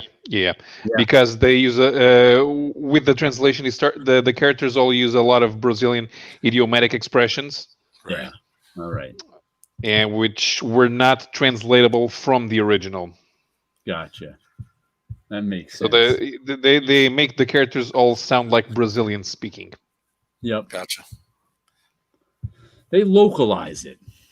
I know that. Do any of you guys follow Augie de Bleek's Pipeline podcast? I need to start listening to that. Basically, it's his take on Franco-Belgian comics from an American perspective. Okay. And one of the things he was concerned about is Paper Cuts, or one of the other publishing companies. Yeah, Paper Cuts just picked up Asterix. Got the rights to do Asterix, and they're doing different translations. They're doing American translations. Right. Of and the translations that were used before that in the British versions are considered to be so iconic that he was afraid that the newer translations just were not going to be very good. And that has me thinking, it's like, which version of that should I pick up now? Should I? I've heard people say that too, but I've heard the opposite is that so few Americans have read Asterix that the British versions being the standard don't really matter. Why would you bring a comic? Why would you bring a comic to the U.S. market with British idioms from 40 years ago? Depends on the accuracy of the translation. Well, you wouldn't. It wouldn't be accurate. It would be accurate to British idioms of 40 years ago. Maybe. It would, if at all. I mean, why wouldn't you make it accurate to current American idioms? I would be interested in comparing the two to see how they differ. Yeah. Sleepy Reader just told us paper cut translations aren't as creative, more literal. That could be a problem. Yeah, I don't know. I could see them wanting to update the translations and Americanizing them just to reach a larger audience. I mean, wouldn't you want your translations to be the classic ones?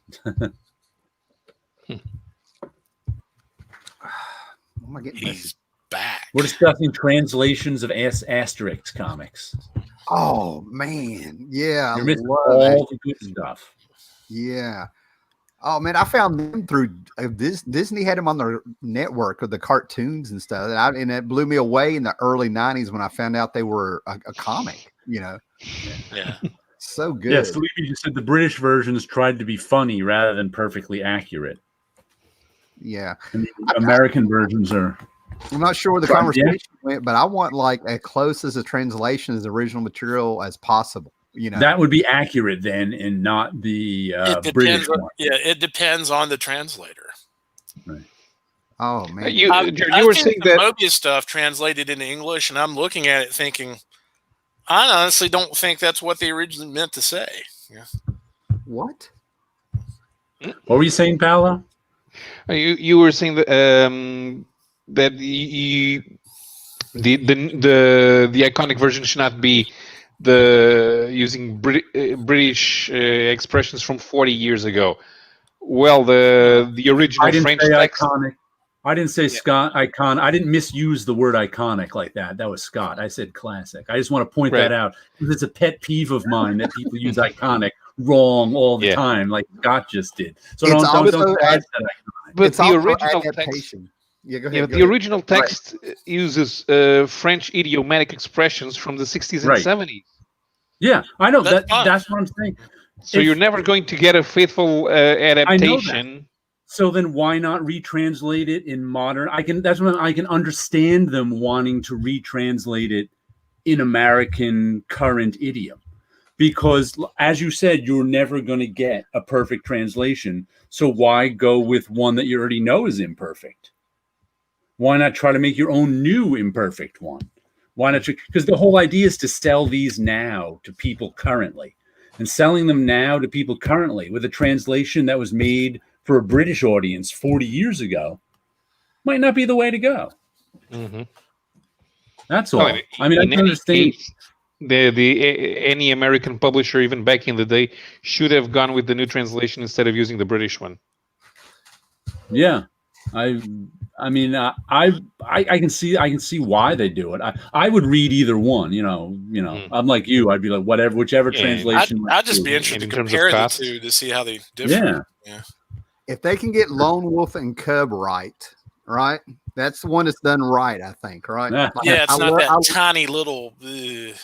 Okay, whatever. Don't get me started. But I formed an opinion back when I was 12, thanks to VHS video, when we got Warriors of the Wind, and I was like, this looks visually good, but it sounds so stupid and all this stuff, and the mouths didn't match the dialogue and stuff. And it was supposed to be Nazca of the Valley of the Wind, which I'm glad I finally got. I don't know. I got these about 10 years ago, the first 3 volumes, and I think there's like 8 of them and stuff. It's even better than the cartoon. It made me appreciate the cartoon that the DVD that Disney put out when they got real actors on here and stuff.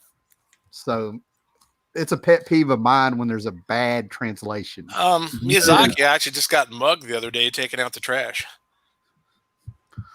Yeah. For real? Yeah, for real. Seriously. Oh, okay. Yeah. Sleepy Reader just said Paper Cuts changed the druids' names from Get a Fix to Panorama. Okay, I guess they were going for a different joke. No, it's the original French name. Panoramix was chosen because when you take drugs, you have a different outlook. That's the use of the word panorama as a basis. And I guess in the English one, the Get a Fix is more of a drug joke into the English. Right. The Warriors of the Wind adaptation or whatever was so bad. They had characters on the poster that weren't even in the movie. I'll shut up now. Pope Cerebus only needs one issue of Lone Wolf and Cub, 34, 35. Lone issue and Cub. It's a great book. It's a great book. It is. It is. I have digital copies of that, but I sold my original copies. Oh. Then the post office wrecked them. Oh, well. Wrecked him. Hell, it killed him.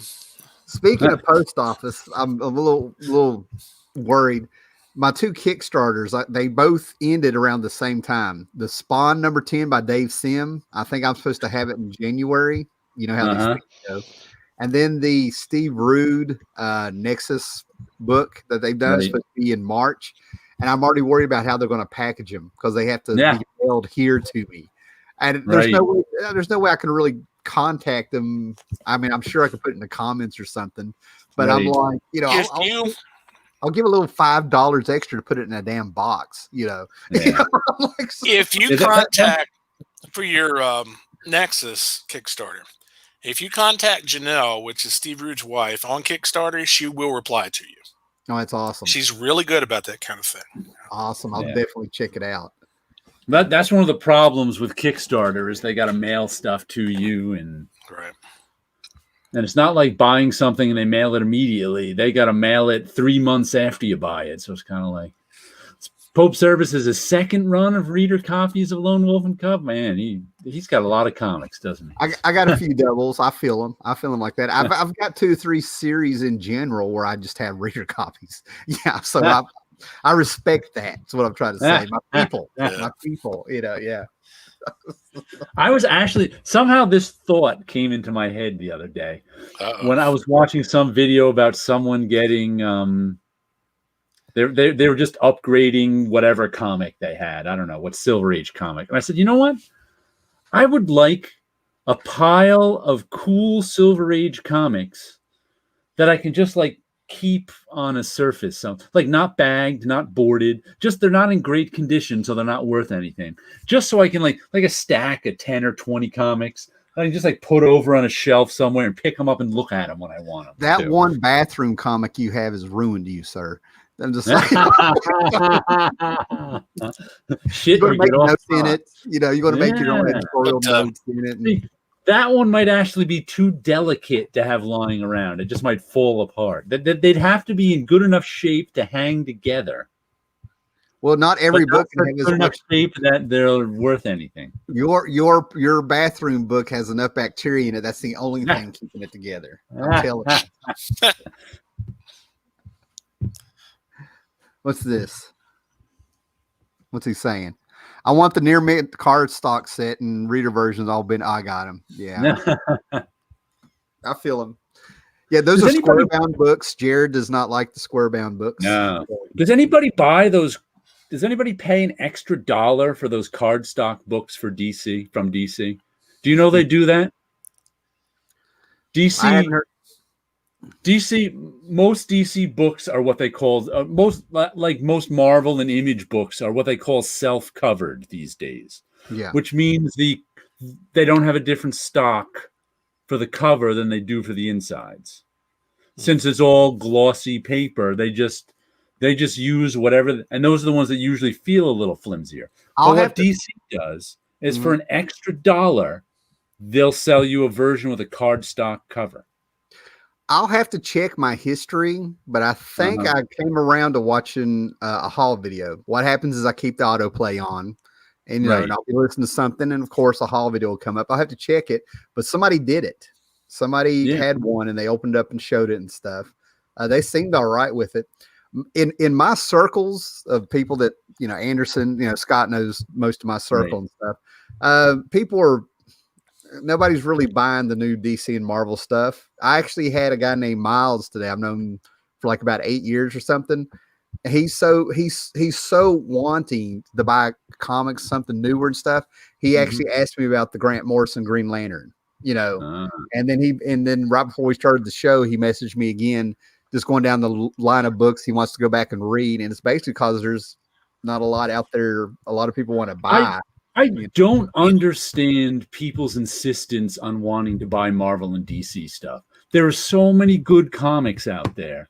Right. But there are so many people who are like, oh, I only want to read Marvel and DC comics, and if I don't like them, I'm not going to read comics. I'm like, I've been telling people that for 20 years now, Well, a lot of this has to do with it's the character. They still like those. I know, but I find that a little nuts. Because I understand that it's because the way comics are marketed to people, but yet people have to get out of that market because people aren't like that with movies and TV shows. People aren't like, if the TV show isn't about characters I liked when I'm 12, I don't want to watch the TV show. They'll watch whatever new TV show comes along and they'll love it. Everybody's into Game of Thrones. No one watched Game of Thrones when they were 12. Everybody's into the latest, hottest TV movie. No one watched it when they were 12. Well, nowadays, all movies are characters from when we were 12. So that might not work. But I just find that funny. It's like, I got a stack of good comics here none from Marvel or DC, but people are always like, no, it has to be Marvel or DC. And if Marvel and DC aren't good, I'm mad at comics. And I'm like, try something else. Well, see, I know what I want to say, but I don't know how to phrase it.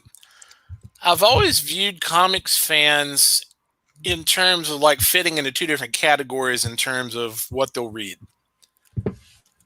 There's passive people that will just, the only thing that they ever get exposed to or what just comes in front of them, And then there are people that actively seek out things. Right. And I am definitely not one of the passive people. I seek out stuff that I think I will like. Most people are passive. They'll buy whatever is convenient. You're right. And then complain if something there. Well, that's not the same. That's not. Well, of course not. It's something different. You know. And Splash Page Comics just said, I must be nuts. LOL. I have been Marvel fan for 47 years. That's okay. I'm not. Yeah. What I'm saying is people who are, if you're a Marvel fan for 47 years, that's okay. What drives me crazy is people who stop buying comics because they were a Marvel Comics fan for 10 years of their youth, and then they stop buying comics and complain that Marvel Comics aren't good anymore.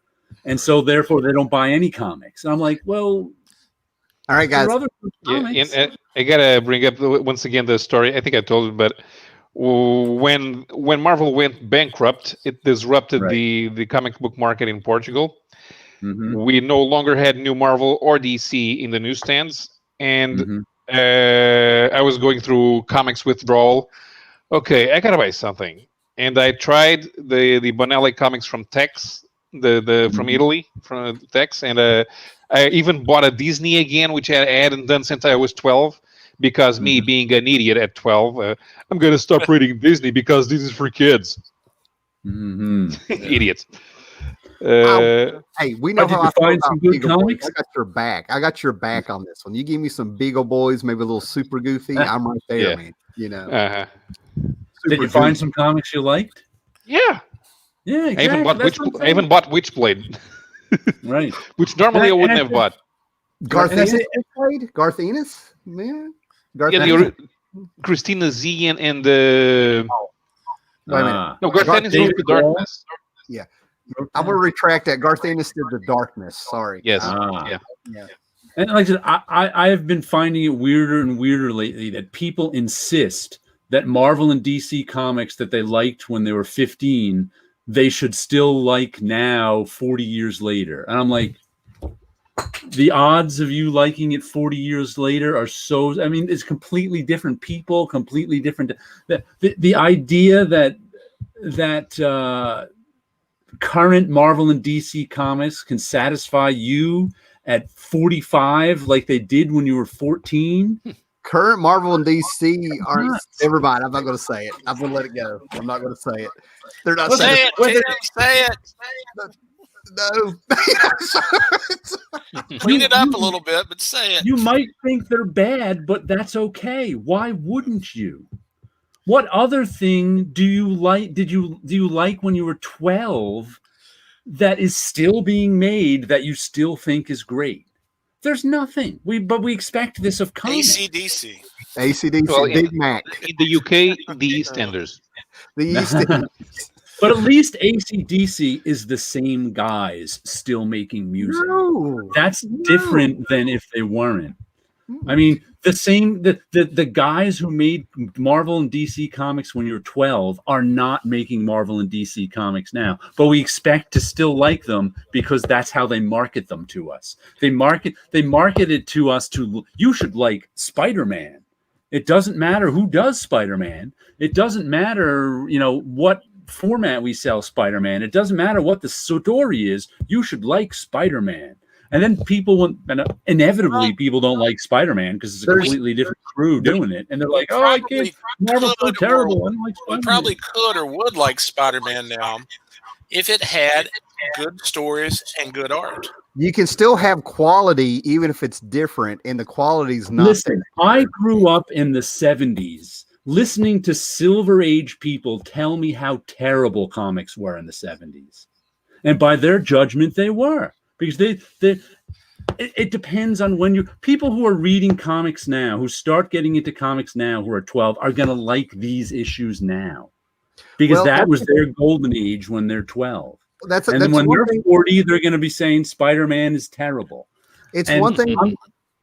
I'm just saying, like I said, I still liked the Bronze Age comics of me growing up, despite all the Silver Age people telling me how terrible they are. And that's who we are now. We're the Silver Age people telling all the young people how much better things were in our youth. Well, the thing is, there were a few things that were a little bit better in general. These kids, first of all, it's two separate things. It's one thing to be young. We've all been there. You want something new and it's yours, and it's not. I'm saying if you were 12 right now, you might not think they were better in 1977. But what it is that you got a whole generation of comic book collectors that don't know what a healthy comic book market looks like. This is all they've ever seen. That doesn't matter. When you're 12 and you're buying a comic, you don't care what a healthy comic book market looks like. You care how you like that comic.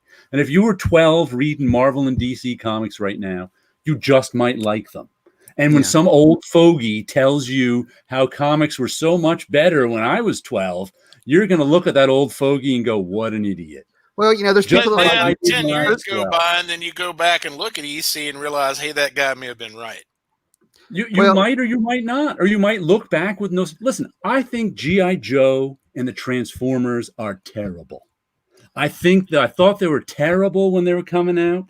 Yeah. I think they're terrible now, but there are people who love them because they were 10 years old when they were coming out. You cannot convince me that G.I. Joe and Transformers are A, good cartoons, or B, good comics. And you can't convince anyone my age of either of those two things. Matter of fact, I had arguments with people my age who say the animation took a huge downturn in the late 70s and was terrible all through the 80s. And I always say, there are people who love animation from the 80s. There are people who love Transformers and G.I. Joe. And they're like, well, it doesn't matter if they love them. Objectively, it's just terrible. And I'm like, no, that doesn't matter. It matters if you were 10 and you loved it. Well, out of all of this mess that comics have become, I hold. I mean, I could go on, but the position I hold is that even if things change and whatever, the quality is just not there for several reasons. But Sleepy Reader I don't have any current Marvel and DC comics. Yeah. So you obviously know I don't think the quality is good. Yeah, it's not an argument. Yeah. But that's also because, if I was 12, I might. If you look at just the illustrative power of the artwork now is terrific. In terms, the storytelling power, I don't think is as good. But if you show a 16-year-old a comic from the 1970s, it looks old and broken down compared to artwork of today. Now, I prefer that art. I don't find the artwork of today very appealing to me, but I can understand that kids of today do.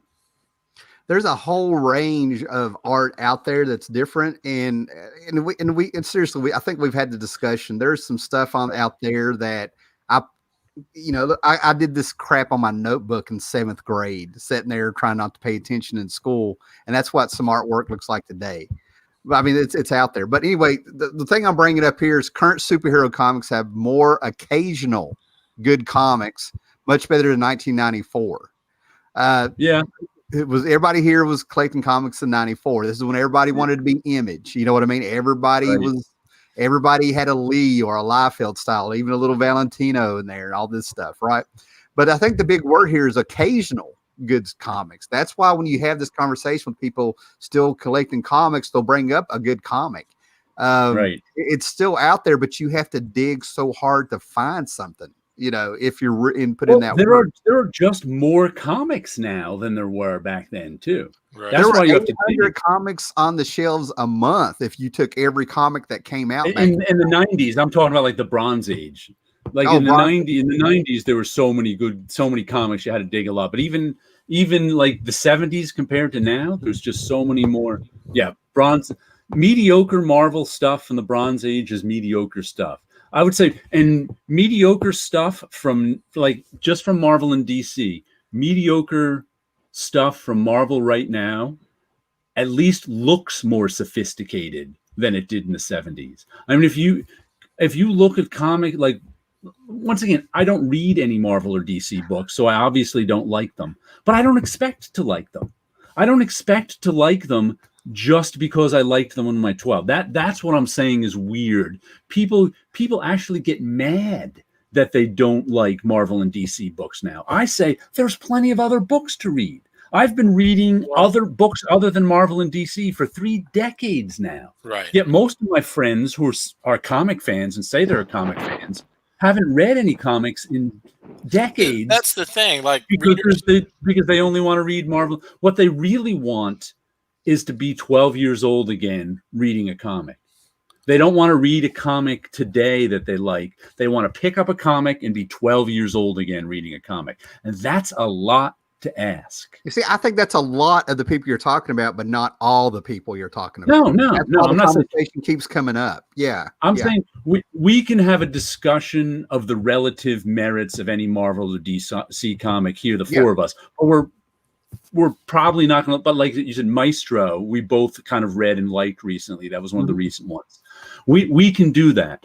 But I don't like to criticize kind of Marvel and DC as a whole, even though as a whole, I'm not a fan of their lines of comics, because why would I be a fan of their line? The only reason I would be a fan of their line of comics is if I bought into the marketing, which is I don't. And I think too many people buy into the marketing of how they sell comics. They sell them to us as kids, and we're supposed to like the characters and not the people who make them. Which is always why I say, when people always say, who's your favorite comic character? I'm like, I don't have one. It depends on who's doing it. See, I keep getting stuck on the exceptions. Like, I've known collectors who they collected Fantastic Four off the rack over 40 years, and stuff like that. I mean, I know these guys who were. Yeah, I know people like that too, but they buy them and don't read them. Right. They buy them only to keep their collection going. They're not actually interested in the comic anymore. They buy them because they were interested in the comic at one time and still have the collector bug and don't want to let go. Yeah, this whole not reading your books and stuff, that really didn't enter my perception until like the last 5 or 6 years for real. Like that's what really started like dawning on me. I'm like, oh my God, that blew my mind. Mm-hmm. Yeah, but that's what, like I said, I always find it crazy when people get mad at Marvel and DC. And of course, everybody was, predicting the doom of DC Comics. Is that Craig Thompson, Blankets? Yeah. I remember reading that a while ago and not liking it because that one won all sorts of awards. It's weird that sometimes even Marvel is way worse now than during some great times. That's just the way of the world. And if you love comics, you look elsewhere to find exactly. You don't get mad that Marvel Comics isn't great right now. I haven't read. You don't make videos about how terrible Marvel Comics are. You just find other good comics. Well, people do those videos because they get hits, they get reinforced. I know. Because that's how people feel. Yeah, and with me, it's a live and let live thing. I've got a handful of videos where I'm like, this totally sucked, but I would not have fun coming on YouTube and being all that I do. You know what I mean? But those guys, Marvel and DC Comics gets views because that's how people feel that Marvel and DC Comics should be good now because they were good at another time, and that's just not how the world works. I think I think it was back in 2014. I did a video where I pulled, I don't know, it was a Justice League book off the rack at a comic book store in Galax, and I just pulled a random one out that ended up being like from 1980, 81. That's how I remember it, And I actually put them side by side. Some people did videos. That's back in the day where the community we actually did videos and gave people credit saying he did this and did that. I watched videos of some people doing that. And while they were trying to convince me that I was kind of wrong about it, they ended up convincing themselves when they held them side by side. That's how I judge quality. If I can pick out a random book, I don't care what year it is, and it's older or newer. You know what I'm saying? If the newer book was better than the older book, I would have called it. You see what I'm saying? To me, quality is quality. It doesn't matter what year it is. I mean, yeah, that is true. But there's also, most people don't want to judge the books of their youth objectively. As Sleepy Reader said before, he reads a lot of Bronze Age stuff and it's boring. Right. People don't want to. People. When you read a book when you're 12 and excited you when you're 12, you tap into that old. You can tap into that old excitement. I think you just clicked with me. There's people who buy comics just because they've done it for so long, and it's like a drug. They got to get their fix. And now you get into that. There's those people. Yeah, I'm realizing we're talking about two different things. I'm talking about quality. You're talking about how people aren't. I got you. Yeah. Nostalgia. Two different conversations going on. I got you. Yeah. And Pope services. I personally love to kick dirt in the face of the big two because they disrespect their. I pay no attention to that. Disrespect the customer stuff. I just don't care. That's one thing, but I'm going to go back to the battered spouse syndrome thing again too. It's like when these readers know better, and they have been burned multiple times. But they keep coming back and buying the same damn stupid crossover stuff year after year. I don't blame Marvel and DC anymore. I blame those stupid people for putting up with it. And we just spent 20 minutes laughing at people who got upset at the Mandalorian, and now like we're supposed to take people who got who think Marvel is disrespecting them. We're supposed to take them seriously. Hey man, this is different. Those Mandalorian people upset at the egg eater are like they're out of control nut jobs, but Marvel saying something about me that's just wrong. So which came first, the Mandalorian or the egg?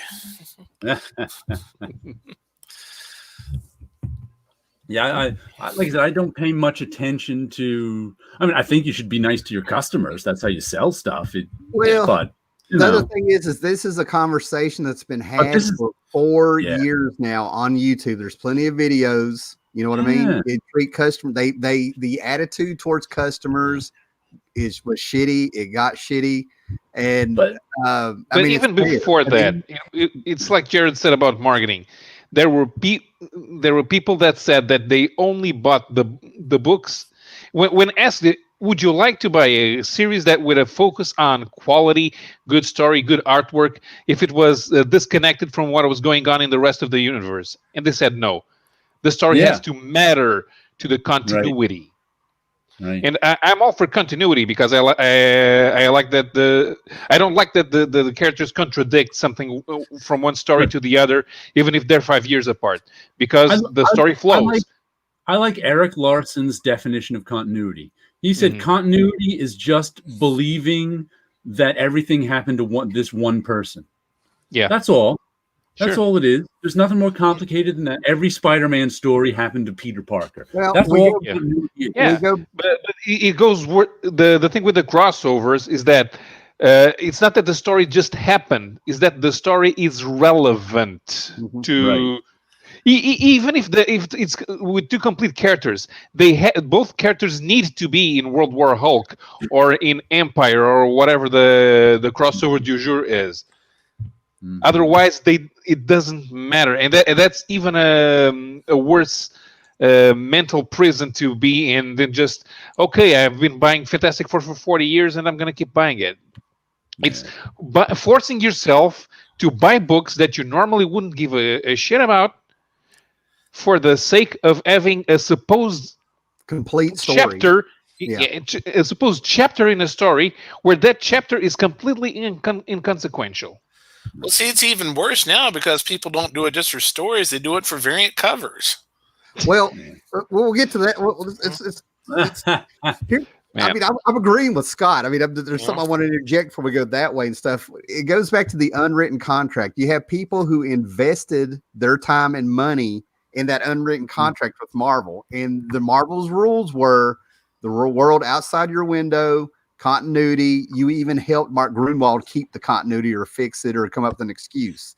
Then they broke the contract with long-term readers and were like, it's not for you if you don't like it. It was Joe Quesada, but that was 20 years ago. That was 5 years ago, sir. No. 20 years ago when Joe Quesada became publisher, he said, I do not breaking away about continuity. And that's when they stopped caring about continuity.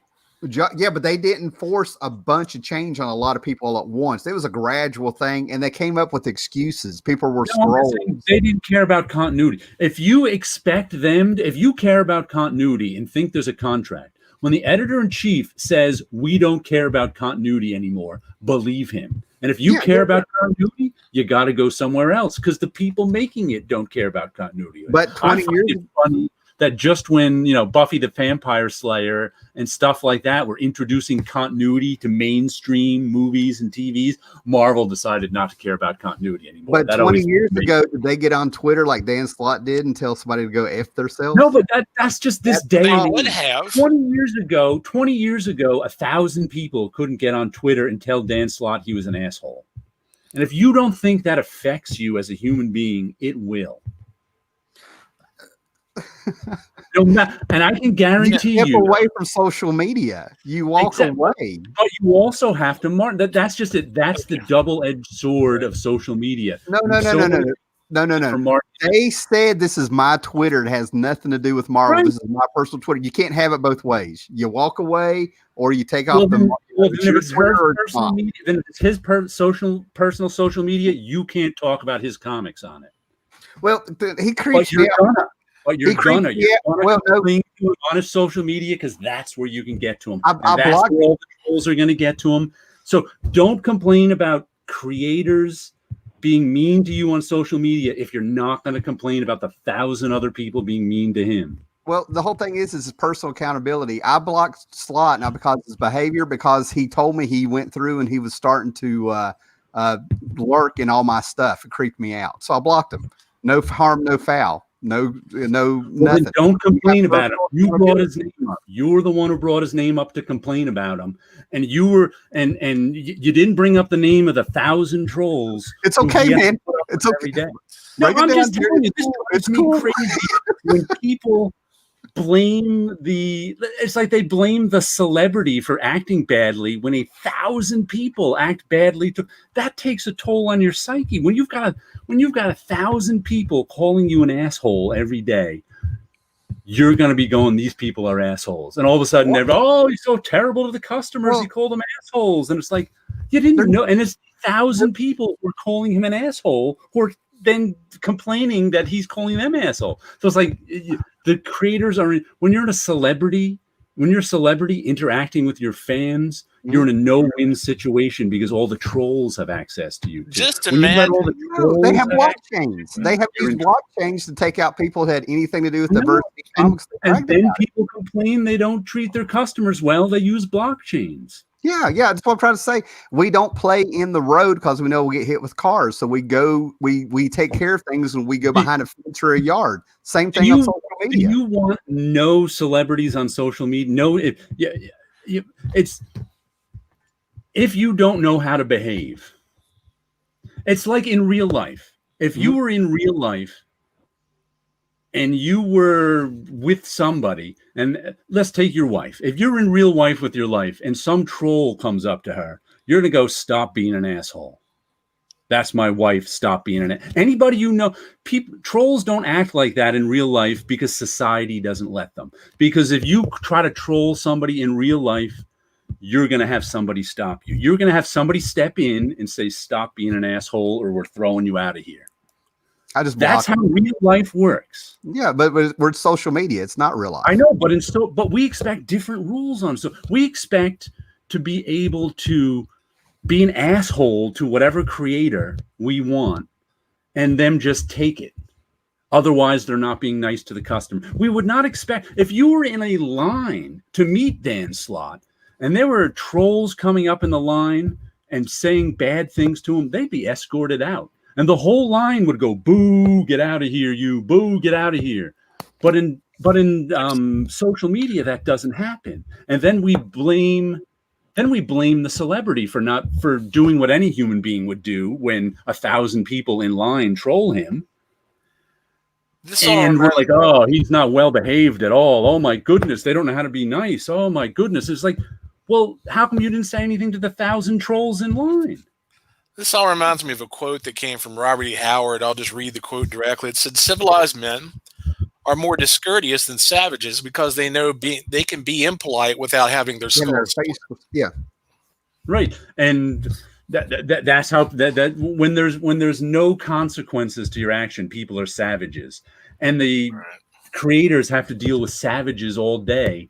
and then we're or they're civilized men. And there's also go ahead, Scott. I had to hold my tongue because I was at Heroes Con one year when Jeff Smith was doing signings in a long line, and he would come up and spend a little bit of time with everybody. Came up, and have a little conversation with him. And there was a guy right behind me. He's like, "Why is he doing all this? Why doesn't he just sign the damn books and get the line moving?" And it took every bit of self-control I had just to turn around to the next guy and said, "Stop being an asshole." Exactly, but that's your natural instinct when you see an asshole in real life, and somebody's usually going to say that guy's going to get reminded to behave. And if he misbehaves too much, security's going to come over to him. Right. But that's how things should go, and that way everybody, that way Jeff Smith isn't going to be an asshole to anyone. But in the social media world, when all those guys get to say whatever they want. And Jeff Smith is like, "Oh my God, you assholes! You guys are assholes. Stop it!" Because no one wants to engage with all the good people don't want to engage with the trolls on social media. So it's like all the horrible people engage with the celebrity, and then the celebrity blows up, and everybody's like, "Oh my goodness, the celebrity blew up! How untoward!" Just to add to the whole big picture, unfortunately, Twitter is the kind of environment, and it's off my phone, but Twitter's the kind of environment, the more engagement you get, the more popular your Twitter will become. So thus, people will flame things. So let's add that to the mix. I've watched it. Oh, I've never liked Twitter just for it just seems I'm out. It's like Twitter to me is like Facebook with the short attention span. Yeah. Right. And to me, Twitter's for celebrities too. Twitter's for celebrities to get attention, kind of. Rather than like if you're a normal person, you're never going to talk to anyone on Twitter but celebrities, except for a few people. Lesnar, the guy that does Don, he's on my Facebook. He put up a picture of Galactus as a female, and he got on there and just said, "What is wrong with people? I just blocked a bunch of people because apparently they don't know what pinup art is." That's how you handle it. He blocked him, and then he put out. Yeah, but you act up. Now all those people are going to say Joseph Michael Linzer is an asshole and isn't good to customers. Haven't seen it. Yeah, I know, but you were just complaining that Dan Slott was an asshole and not good to customers. And why do you give Joseph Linzer a pass and you don't give Dan Slott a pass? Because he made it about the art, not about the person. Slott made it about the person. Well, I don't understand the difference. I have nothing against Slott at all. It's one thing for people to come at you personally, but that's not what was going on. You see what I'm saying? I mean, so everybody who gets blocked takes it personally. Have you ever talked? Let's slow down. Have you ever actually talked to somebody who just gave you the creeps? You can tell you got to get away. Yeah. I'll block people in an instant. My experience, without saying anything personal about the man, I wish him well and great for his luck. There's nothing there. That's what he did to me and a lot of other people. You don't have 1,000 people a day saying personal stuff to you. That's the difference. He has 1,000 people a day saying personal insults to him. So if he says a personal, and people often don't understand. They're like, "Oh, I was just criticizing the work." It's like, no, you weren't. You were criticizing the person. They don't even realize they do stuff. How Dan Slott handles 1,000 people versus how I would do 1,000 people is completely different. I just, I hate to say this, but a big part of it is I've taught classes. I've had 20, 30, 50 people in front of me. And I always take that one person's a problem, take them outside. I don't blame all 50 people. You follow what I'm saying? That's a lot different when there's 1,000 of them and it's every day. And then you block them or you take a break from the social media if you can't handle it. And that's what he did. And then people call him bad to customers when he blocks them. I have seen them call anybody who uses a blockchain bad for customers. You want to do something that will change your perspective on people altogether is do work in customer service for a few years. Oh, yeah. Yeah. But people don't know how to protect themselves when they go online. They pretend they're having a conversation with normally, and we kind of miss the all the physical cues, the body language. It does matter. We don't have that in the same way, especially with written content. But people insist on exposing their vulnerabilities online. Well, they can't help it. That's how people are. Most people, I always said this, there's I don't know what to call it. It was in the bullpen when we used to work there. It's kind of like insult contest, but we used to call it verbal brinksmanship. That's what my friend named it. Where we're sitting there all day, 30 creative people in a room, and we're allowed to talk to each other. And one of the sort of games we would play, would you play with your buddies as you insult them or whatever?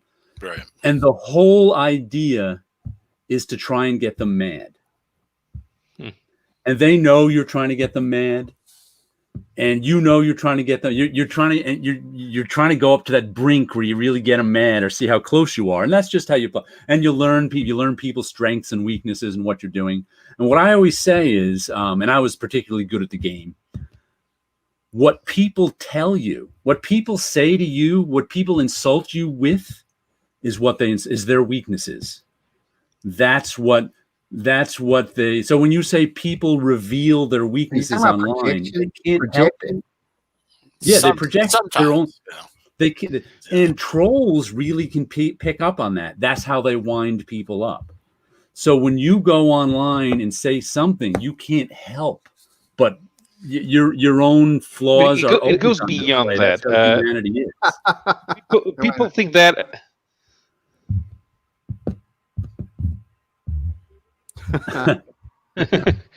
Right. People treat people say, this is my personal Twitter, this is my personal Facebook. No, it's not. It's not personal. It's not your house. It's not an extension of your house. You are standing in the middle of the town square with a soapbox. Well, I think when they say that, they're just making a distinction between one that is on with their friends and one that is on. No, but that doesn't exist online. Yeah, Paula, go ahead. There's no such thing as a personal space online. I'm saying it might not exist, but theoretically it exists. I mean, it might not exist. Not. It never did. They have the intent for it to exist, even though it may not actually work that way. You have to understand something. Everything you've ever written online can be read at any time. I know, but most people knew that in 1997 on Usenet. But most people can't read it. Jared, I think I got a point here. Jared, right? You photograph people in public. Right. There is no expectation of privacy, which is why you can do it. Social media is the same way. There's no expectation of you. But no, you're taking a picture. You don't own what you're taking a picture of around that. That's not what I'm talking. I'm not talking about the legalities of it. I'm just talking about people sometimes set up a Twitter or a Facebook that they don't make public. You can make your Facebook private so nobody can see it but people you allow. Yes. That would be their private Facebook. Yes. That's what I'm talking about. Of course, that defeats the whole point of Facebook. Facebook works for one thing only, product promotion. If you use it for anything other than product promotion... I completely disagree. Facebook for me is the water cooler. Facebook for me, I only have like my friends and people I know on Facebook, and it's the water cooler for discussing things. It's only with people I know. It's interesting you bring that up, because the way I have mine set up is a mix of what both of you two just described. Right. Not only do I use it to keep up with certain people and see what they're doing, but I also use it to keep up with news about different things that interest me. Right. In Facebook, I practically stopped interacting with people on their when they post something with their personal accounts. I go directly to groups because groups are self-contained in the way that they exist specifically for purposes. Yeah, it exists for people to complain about stuff. And when the space has a purpose, people develop a behavior that's specific to that purpose. Well, when you use Facebook is a water cooler. Facebook is where you go to talk about the day's events or whatever's going on with your friends or coworkers. I don't talk to strangers on Facebook. I only talk to strangers on Facebook. See, yeah, Pavel brings up an interesting point, because the groups that you have that are, different subject matter and everything, some of those can be really good. There are some that I actually do post stuff in certain groups, comic book related groups. So I do talk to strangers, but it's strictly casual interaction. I'm never going to argue with a stranger on but even arguments are part of the casual interaction because you're discussing something that both of you like. Right. Yeah, but that's a discussion. That's not an argument. Sure. That's I'd say there's a difference. But if you spend your entire the most of your time online interacting with people that you know in reality, you're not interacting with those people in the same way. And you're right. You're going to get misconstrued. Yeah, you're not interacting with someone as if you're interacting with them in real life. Yeah, but it's just it's all we got. Because what's interesting is like I said, working. I've had this discussion. Matter of fact, I've posted this on Facebook before.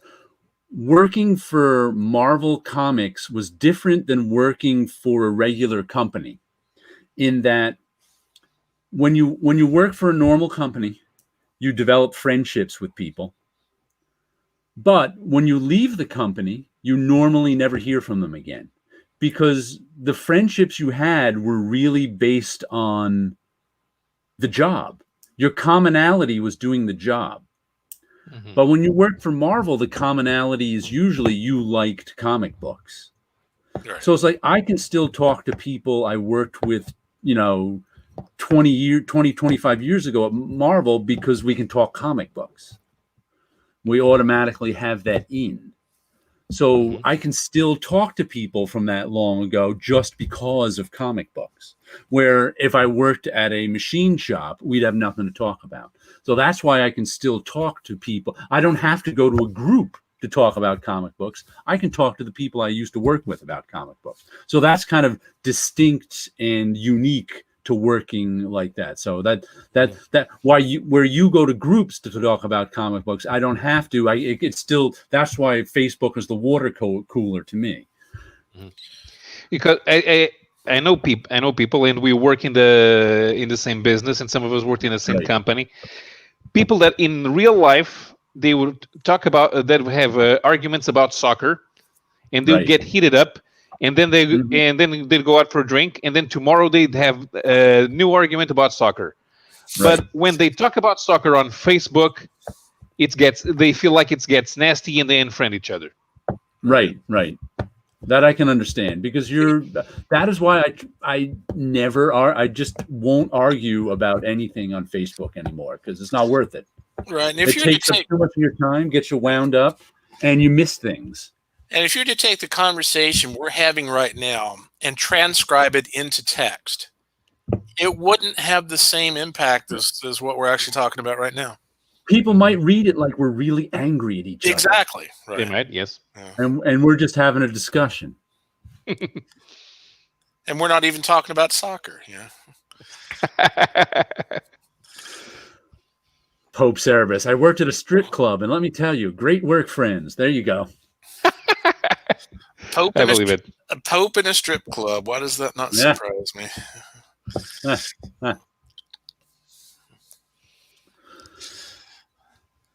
Did somebody say strip club? We were just reading. We got his attention. Comment. Let's see. I worked at strip club. Let me tell you, great work, friends. I have strip club stories, and my wife knows all of them too. So we could do a whole show on that one. How many dollars did you get? Wait, I just remember how many people are watching. We've been talking about how people should interact on Facebook. 11 people. It's been bouncing between 11 and 15, but I feel like we're over 2 hours. So and we spent the last 20 minutes talking about not comics. We go to 11. Well, it's comic related. There's elephants in the room for people who are on an online deal with this hobby and watch all these channels and all this stuff like that. And there's certain things that are elephants in the room. And people get hot and bothered sometimes, and then some people just want to hear it discussed, and they're like, "Yeah, that's right," and I remember this, and well, that's one way to look at it. It's good to have a conversation and then see everybody smiling at the end of it. You know what I mean? It's right. I put off a phone call 3 times to make sure I hung in there, because I'm like, oh hell no, I'm not leaving. I'm like, oh. Speaking of elephants in the room, what drove me crazy this week with all the more DC firings going on? Yeah. What's his name? Ethan Van Sciver has been putting up videos. Going, I told you DC was going down the toilet, blah blah blah. Well, what drove me crazy about the videos mostly was he's a 25-year comic vet. Marie Javins has been in comics for 30 years, and he can't pronounce her name right. And I'm like, is that on purpose? I couldn't figure it out. He kept calling her Marie Javins. I think she was no longer there when. Not know how to pronounce her name right. He might not know. She wasn't there when Ethan worked on X-Men. He might generally not know how to pronounce her name right. But I was like, how can these two be in comics for so long and him not know how to pronounce her name right? Especially since everybody pronounces his name wrong. I don't know if it counts or not. Here it comes. As soon as you said as soon as you said EVS, we had 2 people jump out. I don't know what that means. I don't watch his videos. I mean, I've watched his videos, but I got my taste of EVS back in his Facebook days, back in 2009. Oh, yeah.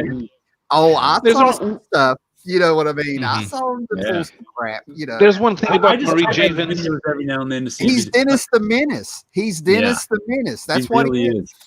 He's just a childlike, mischievous kid that knows how to get attention, but he's talented. He's talented as a motherfucker. Excuse my language. Right. I mean, I only watched these ones because they were real short. He has those 3 to 7 hour videos. I'm like, no thanks. There's one thing about Marie Javins being promoted now. How much do you think that Bob Harras was allowed to pick his replacement? He wasn't. He wasn't. When you get fired, they don't let you pick your replacement. The only there it is. Howler Mouse doesn't know how to pronounce. I was going to say you bring this up, and Tim Howler Mouse hasn't been. I learned them all by reading. Nobody said Lin Wing when I was 10 years old. Nobody said these names when I was a kid. I had to read and learn them. I am okay with Howler Mouse not knowing how to pronounce names. I didn't even correct him a couple times tonight. But it's like Ethan Van Sciver should know how to pronounce Marie Javins' name. Yeah, but I don't think they met because I think she had already left Marvel when Ethan was drawing X-Men, which was around what, 2005? Yeah, she'd been gone by then. She was doing Teshkil comics then. Mm-hmm. Yeah, he has more than 1 million. He is amazing how he's marketed this Comicsgate thing into $1 million. That's just and I don't whatever the feel. There's 2 separate things. There's your feelings towards the Comicsgate thing. Then there's the business side that he jumped in there and got. And that's why I don't watch a lot of the videos. It's a marketing. They have to keep things going to keep making the money. People are paying for it. He's making money. You might give me $1 million. I would really have to question what I would do. You know what I'm saying? I wish I had his skill at marketing, how he turned that into $1 million. I mean, I wish I did. It's not praise. It's like, it's a fact. You know what I mean? Like, you're giving him his due. It's not praising him, but I mean, like, good for him. If I had something to where I ended up making $1 million, I'd really have to question some of the things I do. I'm not going to kill anybody. I'm not going to take advantage of somebody. I mean, there's moral things, but we're talking about YouTube videos and people bitching about comics. Right. And he has somehow turned that into $1 million. That's crazy. Yeah. Yeah. A little skater punk who started out drawing portraits at airports in Charlotte or something. I used to know this stuff, but, and then here he is. I know. I don't think I've ever met him. He did Battle Frog, and now he's come forward. I have a mini series of Cyber Frog. I'm like, yeah, he played video games. What is this? An editor that was let go. I don't know. Love Tom King or dislike Tom King, it doesn't matter. When I read his stuff now, he bums me out. That's all I'm going to say. Yeah, that's the thing. I noticed that with Mr. Miracle because when Mr. Miracle came out, I read Vision and I liked it, and I read Omega Man and I liked it, and then you pick up Mr. Miracle and then you start going, because there was something. Not so much in the Vision because it was the first time, and given the character, it makes sense that it happens like that. But in Omega Man, there was one thing that bothered me, and it's what's Kyle Rayner doing exactly in that story? Well, Kyle Rayner is Tom King's self-insert, and what does he do in the story? Nothing. He complains. He cries a lot, but he doesn't actually do anything. And the rest of the story is good, and that's why I liked it. But then Mr. Miracle is all about the main character being a crybaby. Yeah. Yeah. Well, the main problem I have, I read Mr. Miracle this winter. I took it out of the library. The main problem I have with it is it's a Mr. Miracle story. What? Whoa. What? No, it's not. It's a Tom King story. That's what I mean. Thank you, Paolo. Thank you. If it was a Tom King story with all of his characters, it would have made sense. The problem is you're reading a Mr. Miracle story, and all this stuff he did in there, like all like killing Darkseid and all that stuff, is not gonna hold at the end of the story. So he's doing all this. It's the problem I have with any like Marvel or DC story, where it's like the reason they're doing it is because it's a Mr. Miracle story, but it's not. Mr. Miracle is not acting like Mr. Miracle. Big Barda is not acting like Big Barda, and Darkseid is not acting like Darkseid. That's the problem. If it was a story with a whole bunch of other characters, you would instead. If it was a story with all original characters, you would have liked it better, but you wouldn't have bought it. Jared, there's the problem. There's the double-edged sword, and guys like Tom King who do this sort of interesting stuff with their story. If they were doing it with, Mr. Justice and Lady Hamstring and Darkface, you could take the characters at face value and go, "Oh, that's interesting." But when they make them the DC characters, all of a sudden they're in continuity and they have all this baggage. But he would never have written a story starring Mr. Miracle stand-in. He would have done a story where it's him, Tom King, and Darkseid is just his dad. Because that's exactly what it is. And instead of going to a therapist, is making us read all his complaints about life. And we're the ones paying him. We are his therapists, and we are paying him. I'm just saying you would have accepted that more if it wasn't Mr. Miracle. Or you would have rejected it if it wasn't. Probably, but only once. Right. You can have one story about his personal struggle with his inner self, but if he does a second story with his personal struggle with his inner self, I read this before. Thank you. I'm just saying he could do stories about a struggle with his inner self, and people would accept, and I would accept them if they weren't Mr. Miracle in the Vision. And it's like, to me, those two, it's just like I don't accept it. I don't accept it as a Mr. Miracle story very well, is what it is, and I don't accept it as a personal struggle story either. It's a mashup that I'm not interested in. Tom King has turned into a one-trick pony where every character, certain characters are him, and he's trying to work out some stuff. It's almost like a YouTube video where you're talking about a topic, but you've turned the camera into your counselor. Mm-hmm. So that's kind of what's happened with him. And I'm not sure why or what's going on. If you're into that kind of stuff, that's cool, but he's not invented a new genre. I know that's a typical indie comic genre, and I've read stuff like that, and I'm okay with stuff like that. I'm not okay with stuff like that as a Mr. Miracle story because it doesn't ring true to me. But if that's the problem I have. Let me take you back to when Mr. Miracle was happening. Paolo, jump in there. If I'm, this is my perception. What was going on is that he got it started. This is Mr. Miracle. Everybody expected this Mr. Miracle story. Tom King wrote it in a way that people thought that Mr. Miracle might have been trapped inside of the anti-life equation, another dimension or something, and they kept waiting for it. He wrote a story where everybody that read it was getting this ending in their head where Mr. Miracle was going to appear in reality, and he was not in reality. That's how bad that was written, that the story was at a place that Tom King didn't mean it to go. I don't know if he picked up on this, because Walter Simonson told me that at the end of his run on whatever New Gods thing he was writing, when it was Orion, he made Mr. Miracle the anti-life equation. Nice. I haven't got Walter did that at the end of his run. And he's like, I don't know if anybody ever picked up on that. Tom King may have picked up on that. Awesome. Well, that'd be cool. You know what I'm saying? I mean, but Walter actually told me that. So Paolo's eye roll just said it all. Paolo, jump in there, man. Jump in there anytime. Just, I still have to read Orion. Yeah, I've never read Orion. No. I didn't read Burn series either. I'm stuck around issue 10 because there's 2-3 issues I'm needing for that 21 issue run or whatever it was. But I have a problem with like Marvel or DC comics that would be better without Marvel or DC characters.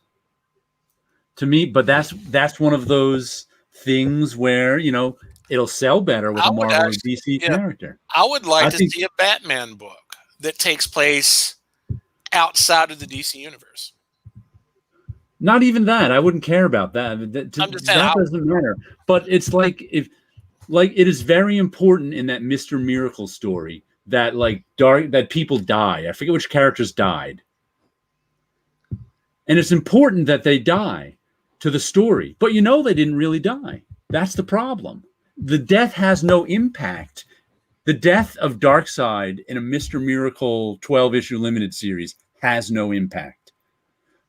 But it's supposed to have impact within the story, and it just doesn't. So therefore, it fails.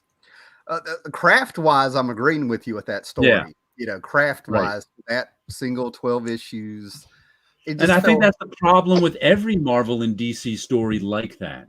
I felt like a dog that thought I was going to go to the park and have some fun and meet a girl, and then all of a sudden I'm getting my balls cut off at the vet's. Like, what happened? Where's my balls? That reminds me of a Far Side cartoon where Tim would be the dog and he's waving out the back window to all his friends. Hey, I'm going to get tutored. By the way, I've only read that one Tom King story, so I don't know if he's a one-trick pony. No, it's okay. He's come. Readers come right in there to back us up here. Well, this is going to be controversial, maybe, but I want to bring this up and see what they think. Is Alex Ross a one-trick pony? No. Yes. No. I say Alex Ross is a one-trick pony, but it's a hell of a trick. I can see that. That makes sense. Let me hear the trick. I want to hear the trick. His trick is hyper-realistic superheroes. That's all his trick. I mean, it's a hell of a trick. That's really hard to pull off. Yeah, the characters don't actually do anything. They just stand there. Right. But they look so beautiful. But he's a good storyteller, though, too. I mean, his panel-to-panel stuff is decent. But he can't do anything but hyper-realistic superheroes. But who else can do that? I mean, that's why I say it's a hell of a trick. You can get tired of his work easily, but not so easily as someone who's not as good at it as him. Mm-hmm. Sure, right. Sure, but Alex Ross does make you feel good when you look at his art. Yeah. Like I said, it's a hell of a trick. I actually like his non-superhero stuff, like his pulp figures, probably more than I like his superheroes now, just because it's different. Now maybe it's me, but I bought Now Comics off the stands because it was a Terminator issue, and I thought somebody was watercoloring it like they did this book Rust. I'm like, oh, they're trying different stuff. Right. So with me, I feel like I've actually watched his art evolve, if that makes any sense. I can show you Marvel. It does. I never saw him until Marvels. And when the original art from Marvels came into the office, everybody was like, wow, everybody was blown away by it. Yeah. Everybody was like, wow, this is something special. So what could he do to get off this trick pony? Because I've seen stuff that he's done with Tim style. I've seen him paint over Kirby, and I've seen him paint over other people. He can't. That's his thing. There's no reason for him to get off that one trick. It's been too lucrative. Yeah. It works. It's too risky for him to not do that. I feel like he's just blossomed. That's where I'm coming from. I get what you're saying now, right. But I feel like I've just I've seen him just improve. That's probably the best way just to put it in simple. I haven't. When's the last time you saw him improve? I think he got his style down 25 years ago now. Oh no, man, no. If you look at his Terminator stuff, where it was a little bit more. What year was that? I want to say he's like 90. Early. That's 90s. What I'm saying. But his Terminator stuff. Did he grow past Kingdom Come? Yeah, definitely. You got to see his Uncle Sam stuff. Yeah. I think the Spider, the Superman, Batman, and Wonder Woman one shots, the oversized ones. Oh yeah, are like the pinnacle of his career. That was 20 years ago. Yeah, well, I think what he did is that he just evolved in his storytelling. What could he put in a page to give you that feeling and the emotions we're talking about? But let's look at everything that he did after that. In Earth X, he did plotting and covers. Project Superpowers, plotting and covers. Battle of the Planet, plotting and covers. Yeah. Everything he's done since then is plotting and covers, nothing more. He's not penciling and he's not painting. He has somebody else somebody else does the art and somebody else paints the art. Yeah, so I haven't seen growth out of him in 20 years, but he hit his peak. I mean, he's so good at that. There's nowhere to grow. Yeah, the only thing he actually painted was Justice over Dougie Braithwaite. Alex Ross. Yeah. The only thing he can do is break down his whole style and go in a completely different direction. And why would he do that? It works. I mean, he doesn't even have to draw the stories. I'm not interested in his work, but so many other people are. You know what? And when I saw he's been doing those Marvel covers recently, what are they called? Timeless or something. Timeless covers or something like that. And my comic shop has 10 or 12 of them out in a row on a shelf. And I'm like, wow, those are nice. Right. Yeah, Ross is a good collaborator on Astro City. I would be interested in seeing Ross do a war book. Yeah. Yeah, Sergeant Rock or just something all new. Yeah. Whatever. Sleepy Reader says, has he grown as a cover artist? I don't think he's grown as a cover artist, but I don't think there's anywhere for him to grow. You know what? I think I know another thing. I've read a lot. Well, that's just it. I think the other thing with me is that I paid attention to like his interviews and some of the things he said. I've got like his mythology books, and he talks like he's a big historian of comics and eras and things like that. And the other thing is, but like Astro City, that's what set me off. There's I don't know, it's like issue 12 where he took the Shazam concept of Talking Tawny the Tiger, but he did it with a line that was a cartoon, and he studies how to make that art transfer over. Where he said, when you're drawing, he says, I figured out if I'm going to paint a cartoon in a realistic style, the light has to come from inside. So I think a lot of my stuff with Alex Ross is that, I mean, I bought every interview, every Wizard special, anything that came across. So I've got to listen to how he comes up with techniques. Maybe that's what I say. That's what I mean when I say it's a hell of a trick. Yeah. He can make you love superheroes just by looking at one of his covers. Let's do a plug for Comic Crypt real quick here. Comic Crypt of Castle Hills did a video today. Go check that out of all the timeless covers. I did see that. Okay. But yeah, like that's when I say he's a one-trick pony, but it's a hell of a trick. Yeah. It is not easy. There's no one else who can do it. Like he can make you love superheroes just by looking at his covers because of all the behind the scenes. He's put time in to figuring out what will make you love superheroes. Mm-hmm. I think with me, one trick just sounds negative. It does. It absolutely. It can, even though you may not mean it that way. Yeah. It is a negative, which is why I say, but it's a hell of a trick at the end to try to turn it into a positive. Yeah. Yeah. But it is 100% a negative. It is a criticism of somebody's creativity, usually. I think I've just been, with all those books out there and stuff, I think when you know some of the process and the things he's done to get a piece out, I think that is the piece, and that may be why I don't see it as like a one trick. I get what you, I mean. I'm not agreeing with you guys per se. Right. Saying, I get it. And you just don't want to insult him at all because you know how much work it and to like. I think that is an insult to say, and I think you just helped me figure out what I was trying to feel. I'm feeling something. What is it? And you just nailed it. Yeah, I know. Yeah, I know the work he puts into this stuff. Exactly. Right. Well done, Jared. Well done. Oh my God, it's therapy in public. Yes. Well, that's what happens when you see the work an artist puts into a finished piece. You grow in appreciation of that piece. Yeah. Right. See, Tom King, that's how you do it. Not. Nice. That's why I was telling my students that you have to talk about your work. Yeah. And I was showing them a piece of mine where I use symbolism in it.